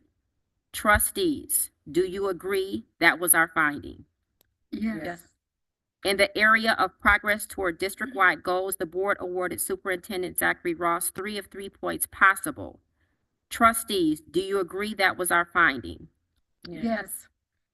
The total score for all areas is 100%. Therefore, Superintendent Zachary Ross is ranked effective, which is the highest ranking. At this time, may I have a motion to adopt the board's evaluation of the superintendent? Madam President, Vice President Lee, move that the Board of Education adopt the personnel evaluation of Superintendent Alina Zachary Ross. Thank you. A motion has been made by Vice President Lee. Is there support for this motion? Trustee Schindler, support. Thank you. Supported by Trustee Schindler. All those in favor? Aye. Those opposed? That motion carries. I will sign and date the superintendent's evaluation.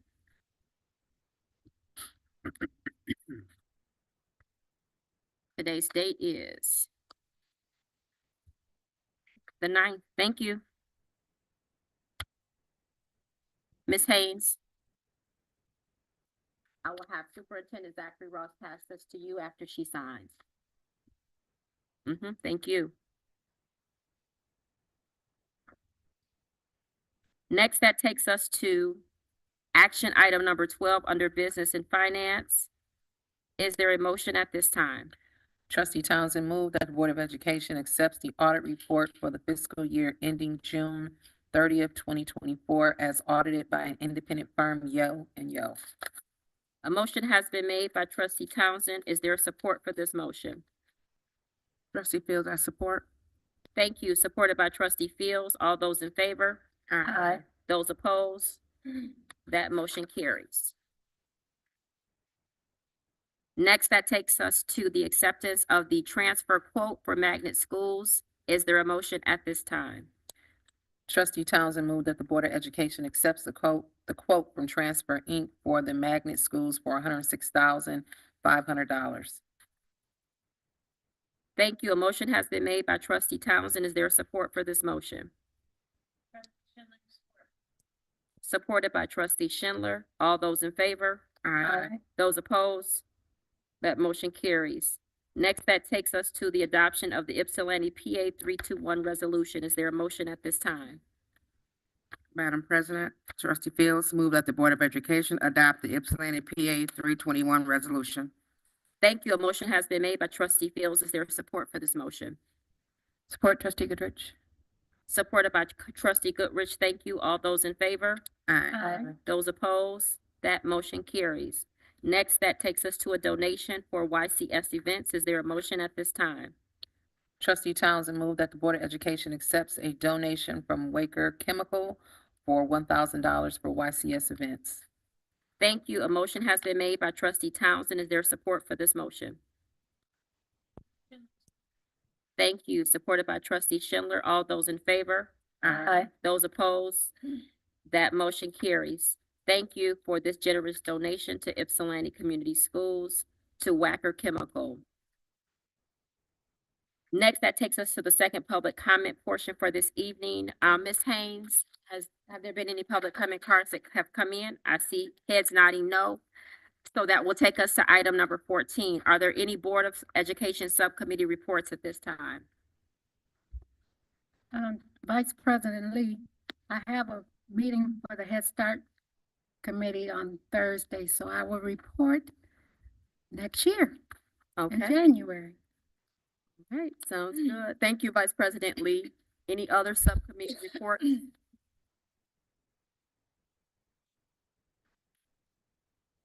Oh, What oh, happened? I'm trustee. sorry. Trustee Fields, do we have one Communication. communication? Yeah, we did have a communications, trying to think, right before Thanksgiving, I think. Yeah. I want to. Right before Thanksgiving, we had a review. They went over a couple plans. I did see your call after the fact, after when it was over. Yeah, so we met with Lambert and they went over a couple, just what their follow-up, the different communications that's got going on. I think it's given, no, what is it, Tuesday? Thank you. Together Tuesdays.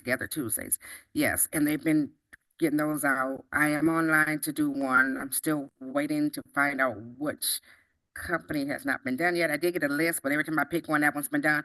So I'm trying to find out who I can do it on. And then I'll turn mines in. I think trustee Townsend, have you completed yours? Yeah, I think she's still working on hers. No, ma'am. Okay, No, so trustee. we're still working on the hours, but they have been, I've seen a couple. They look really good. It's a nice concept with that. What else did I write down? Because I didn't bring that note. I didn't bring my notebook. That's okay. What else? What else are we talking about? You had them focus on athletics. Thank you. I asked them also to focus on athletics because I thought it'd be nice if they spotlight some of all the sports, what's going on during the week. And I think they were going to they said they reached out to Danny, and I'm not sure what they came out with that yet because I haven't seen anything. But I thought that would be a good suggestion as well, not to just focus on, us as stakeholders or a board, but the students. That's what we're here for, right? So it'd be nice if they can focus on some of the student athletes and see what what they're doing in whatever sports is going on during this time. So they're working on that. So I would like to see that. Is that it? I think that was it pretty much. It didn't go the whole hour. We only went about 30 minutes, because, oh, I'm sorry. Yeah, so we did meet. I think I had to think about it. I was sitting there like, did we meet this week? Time is going by so fast. I'm like, yeah, we did. It was right before Thanksgiving. So we haven't got a new date for the next one. We probably won't meet no more, I don't think, before the first of the year because next week we'll be out for 2 weeks. So we probably won't meet again until after January. And that's what I have. All right. Yeah, so thank you. That's the communications. All right. Thank you, trustee Fields. Thank you, Vice President Lee. Any other subcommittee reports? The WASB's Board of Directors did meet in November right before Thanksgiving. And I thought I emailed over the dates for 2024. Did I do that? I don't remember yesterday. But I'll do it tonight or tomorrow morning. for all of our annual meetings. And we're in the process of trying to come up with what we want to do as far as our continuing education, those types of things. So I will get that emailed out to the board. Also, the YCS Foundation will be meeting this week, Wednesday. Okay.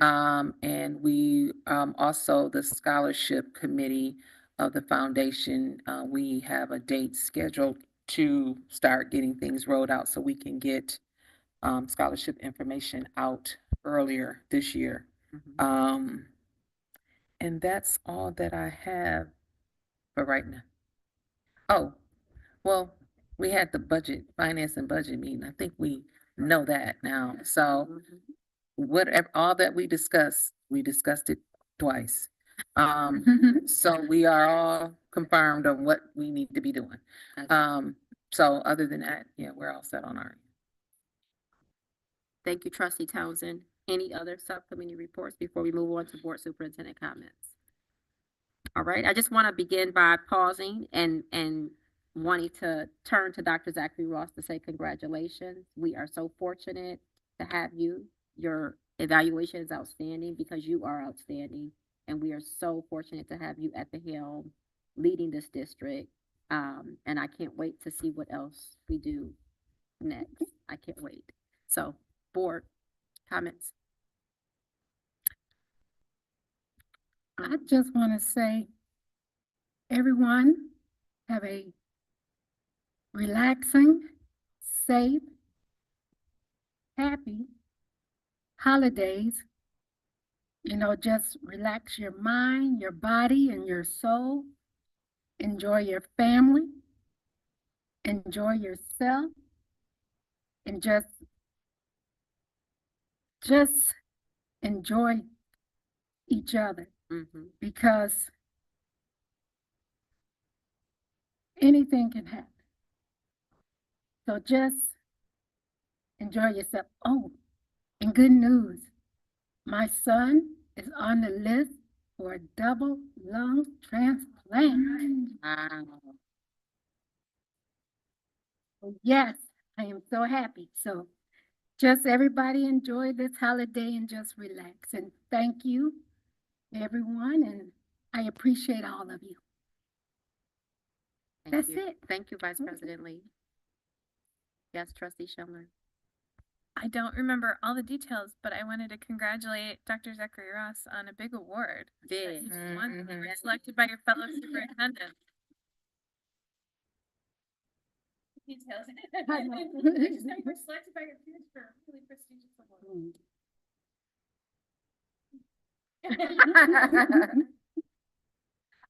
Other board comments? I wanted to just wish everybody a happy holidays. Also want to acknowledge ACE. We went to their Thanksgiving Day event, luncheon. The food was great. A lot of laughter. Good just being around the YCS family. Ms. Tillerson and their team did an excellent, Ms. Davis, they all did an excellent job as usual. The place was beautiful. Also, I wanted to, again, thank our board members that are leaving for your service. I'm sure we'll see each other in some other, probably on some other board. So I'm pretty sure of that. Also welcome our new board members. They'll be reading those binders. And just, this was a very successful year. Thank you to all our staff, team, administration. We accomplished a lot this year. So I'm looking forward to what's to come. And if you can't avoid calling me, I'd appreciate it until January. But thank you. Congratulations, Dr. Zachary Ross. Yeah. And you all be blessed. Well, I just want to say happy holidays to everyone as well. I think this is it before the first of the year, right? I think, right? This is it. So, yeah, so happy holidays to everyone. And I will not avoid calling her. I call her often. So that's not happening. She should sit So, against but yes, and also welcoming our two members. I apologize that I didn't reach out prior to date, but congratulations. That's not me, but I'm just saying, you know, you'll get to know me. And welcome aboard. Guess we'll see you guys in January, right? Right. Okay. Yes. Yep. And congratulations, Dr. Zacharias. I saw your information on LinkedIn, so I thought I'd add the video on there. You know, I just want you to know how I found out. But congratulations.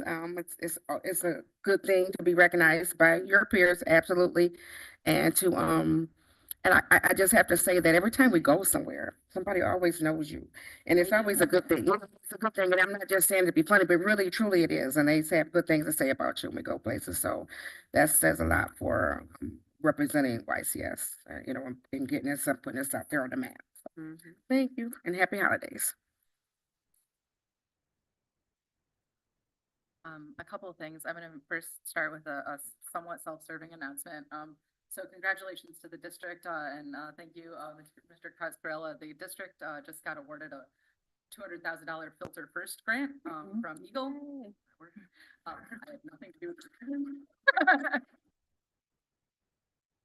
I had a community member reach out and say, wait, why are we filtering lead out of our water in our schools? Does that mean that there's lead in the water in our schools? No. What you need to know about some of the Filter First, it's a state law that the lead and copper rule across the entire country is getting stronger to be more protective of our water. And district or municipalities have 10 years to implement that rule, that stronger rule, but we didn't want to wait 10 years for our school children to make sure that they have the cleanest water possible. And so that's why that grant is available. It's a Filter First so that we don't have to keep testing the water. We are also testing the water, but we also know that we've got that extra layer of protection and filtration for all of our schools. Many of us have these bubblers. These are new level of certifications on those bubblers. So those are coming into all our districts. I'm excited about it. And thank you to all the folks who make those grants happen. I know they are not easy to administer. Thank you, federal government.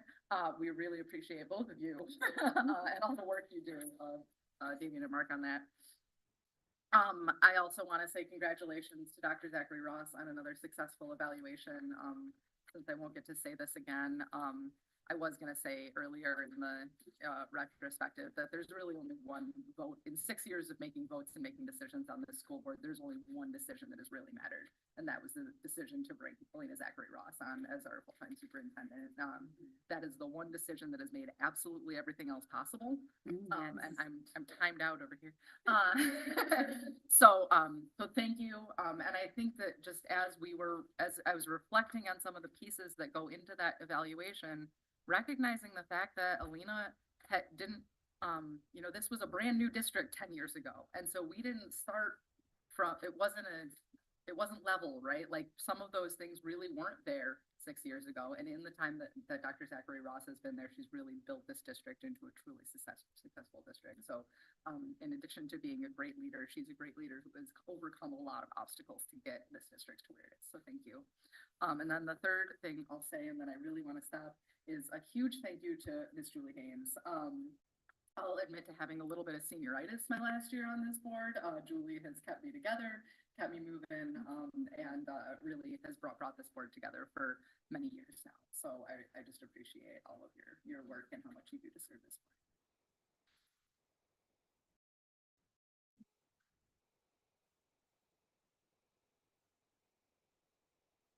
Okay.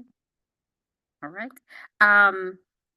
The last thing that I want to say to the board is that the green and blue bags are for me. I gave you all gifts for the holiday, so enjoy them.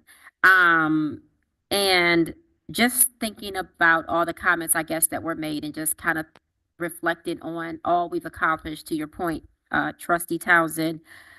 This has been a busy year. We have accomplished quite a bit. Just thinking about where we were even 5 years ago and how we were all dreamers at this table, thinking about the debt relief, thinking about being a destination district, thinking about all the things that we wanted to accomplish as a board, as a district. And I couldn't agree more, Trustee Gainsley, with your comment about one of the best decisions this board made and the vote that counted was bringing you to this district. It has made all the difference. Your reputation, not just in this community, but across the state, across the country, globally, it matters. It matters to our kids. It matters to what we do and how the work moves forward. And I just feel blessed and fortunate to be part of this team and welcoming new board members and saying bye to board members who have sacrificed and gave up Monday nights, and they'll get them back now. It has just been a pleasure to serve alongside with you in this role. We've done a lot, and I feel grateful that we've accomplished so much. And I look forward to all we will continue to do together as a team, and staying the course and keeping kids first. So thank you to all our outstanding staff, our outstanding scholars in this district, our outstanding parents, and this outstanding community that we get to serve in. I wish everyone a wonderful holiday season, and I'll see everyone in 2025. Dr. Zachary Ross. Thank you, Madam President. Boy, what an emotional board meeting. Just first, I just want to thank all of you board members for the feedback that you gave today. I truly appreciate it, and I appreciate the fact that you are supportive not just today, but all year. And not just supportive to me, but as Dr. Hawkins talked about, is like keeping out those students first, asking the good, hard questions that ensures that this whole team that you see around you, and you see my friend Charlotte up there, that's a part of our team as our teaching staff and a professional staff and all of those that are a part. You make sure that you listen, and as Carlos would say, and take the pulse. Everyone in the district. And so thank you for being who you are, because that's the only way we can, as administrators, lead. So I just, again, as the evaluation is here, Mary, you're just always there, that constant, talking about the C, constant and supportive. I think my self-evaluations would look totally different if you weren't here. Yet you remind me of the North Star where we are supposed to go, and to keep that level high, but we also have to continue to deliver. So thank you for that reminder. And to my team here, thank you to all of you guys, because the evaluation is a reflection of your work. So thank you for your hard work. And thinking about hard work, we do have some exciting things happening, like the Book Nook unveiling ribbon cutting ceremony is on December 11th from 10 to 11:30. That one is going to be the one at the high school. We know we have them going through, and thank you, Dr. Cascarella, for showing us the one at Holmes with the big red ribbon on it. And so our students, it's exciting to think that our students are excited about the literature, about getting books. Like, that just excites me so much, that we have true scholars, and that's something that they're looking forward to. Then also on December 11th, I'm just proud to share with the board that the director of the SEED Pathways program, which is a U.S. Department of Education funded program to train teachers to work with multilingual learners, reached out and said they're just grateful to partner with YCS on their project. They've been so impressed with the YCS teachers' commitment to learn equitable and evidence-based practices to support their students' learning, and their dedication to YCS students and family. This month, on December 11th, the 15 YCS teachers will be completing the required courses for the MDE ESL endorsement, and they're hosting a celebration. Dr. Carlos Lopez and I will be attending the celebration at Wayne State University on December 11th. But think about that. We have 15 people through the Grow Your Own grant that we received through the Department of Ed that will be endorsed. Like, they're completed. So that is something, board, thank you for your support in that. And we'll go and support the staff there. We also have staff that are graduating from Eastern coming up. We have this this week as well, a celebration for them at the WISD from the Para to Teacher program. So the work that you're doing is definitely seen, and there's evidence. The strategic planning, we remember everyone, thank you for taking time to meet with SJ Apple. They will be here to present the findings from the plan that they listened to the students and the staff and community and stakeholders and you, all of you, in January. So we'll start off the year looking forward to hearing about that how that was culminated in that new strategic plan. And thank you each for participating. We know that this is the last board meeting of the year, December 19th and 20th. Just a reminder, is a half day. And we return back on January 6th. And we welcome our new board members at that January 13th meeting. To you all, thank you for being here, and we look forward to working together. Lastly, just two other things. The Resiliency Center open house has had to be postponed. As we know, Ms. Allen is still healing. And so we will ensure that we get you that date for that launching of the Resiliency Center open house when she's able to return. However, we do have the Magnet Community Presentation at Park Ridge. And so we know that just like we do boots on the ground all summer, we go out to the community. That's one of the things that we said with the Magnet grant. We don't want to have the family and community meetings here. We're going to go out to different spaces each month through the community, and Park Ridge is the first one on December 17th at 6 p.m. So thank you, Trustee Townsend, for hosting us. And last but not least, I just am appreciative of both you, Trustee Gainsley. I'm not trying to talk too much. And you, Trustee Schindler, you have just been true partners. You call and let me know about things. You ask great questions. You're so supportive. I know, again, I could not have been here these years. You see the churn of superintendents, but your support just has been unwavering. And the public needs to know, it's not like, oh, your support because you cheer on. You will say, hey, what about this? Have you done this? I love it, because that's how we stay together. And I just appreciate you and thank you for your service. Thank you for staying for my evaluation. I'm just so grateful for you all. And so you did ask about the award. I gave you the paper because I asked them too. I didn't know. I thought they gave superlative awards in these awards, and I had no idea. So Tracy Davis is the superintendent emeritus from Washoe Public Schools. That's where you are. And Susan Einfeld. So this is the Tracy Davis and Dr. Susan Einfeld She-Rourke Leadership Award. Those two women have been amazing superintendents and known throughout the country and continue to support. As a matter of fact, Ms. Einfeld is my mentor right now. So when you see on their mentor meetings, she had been one of my mentors, and Ms. Davis had been my mentor through the AASA, Urban Superintendent Academy. So when my colleagues and peers nominated me, obviously, for the award, which I didn't know, if you read, I'm like, you all really they talked to somebody around here. But they were just reading off like this award and what it meant. And then when they called my name, I was like, wow. And it just said, here's the award. It says, for visionary leadership, resilience, and innovation, inspiring change and breaking barriers in education. So it's from the Institute for Education and Innovation. I think the best part is that the peers had to recommend you, and you had to be voted on by the superintendents across the nation. So it really means so much.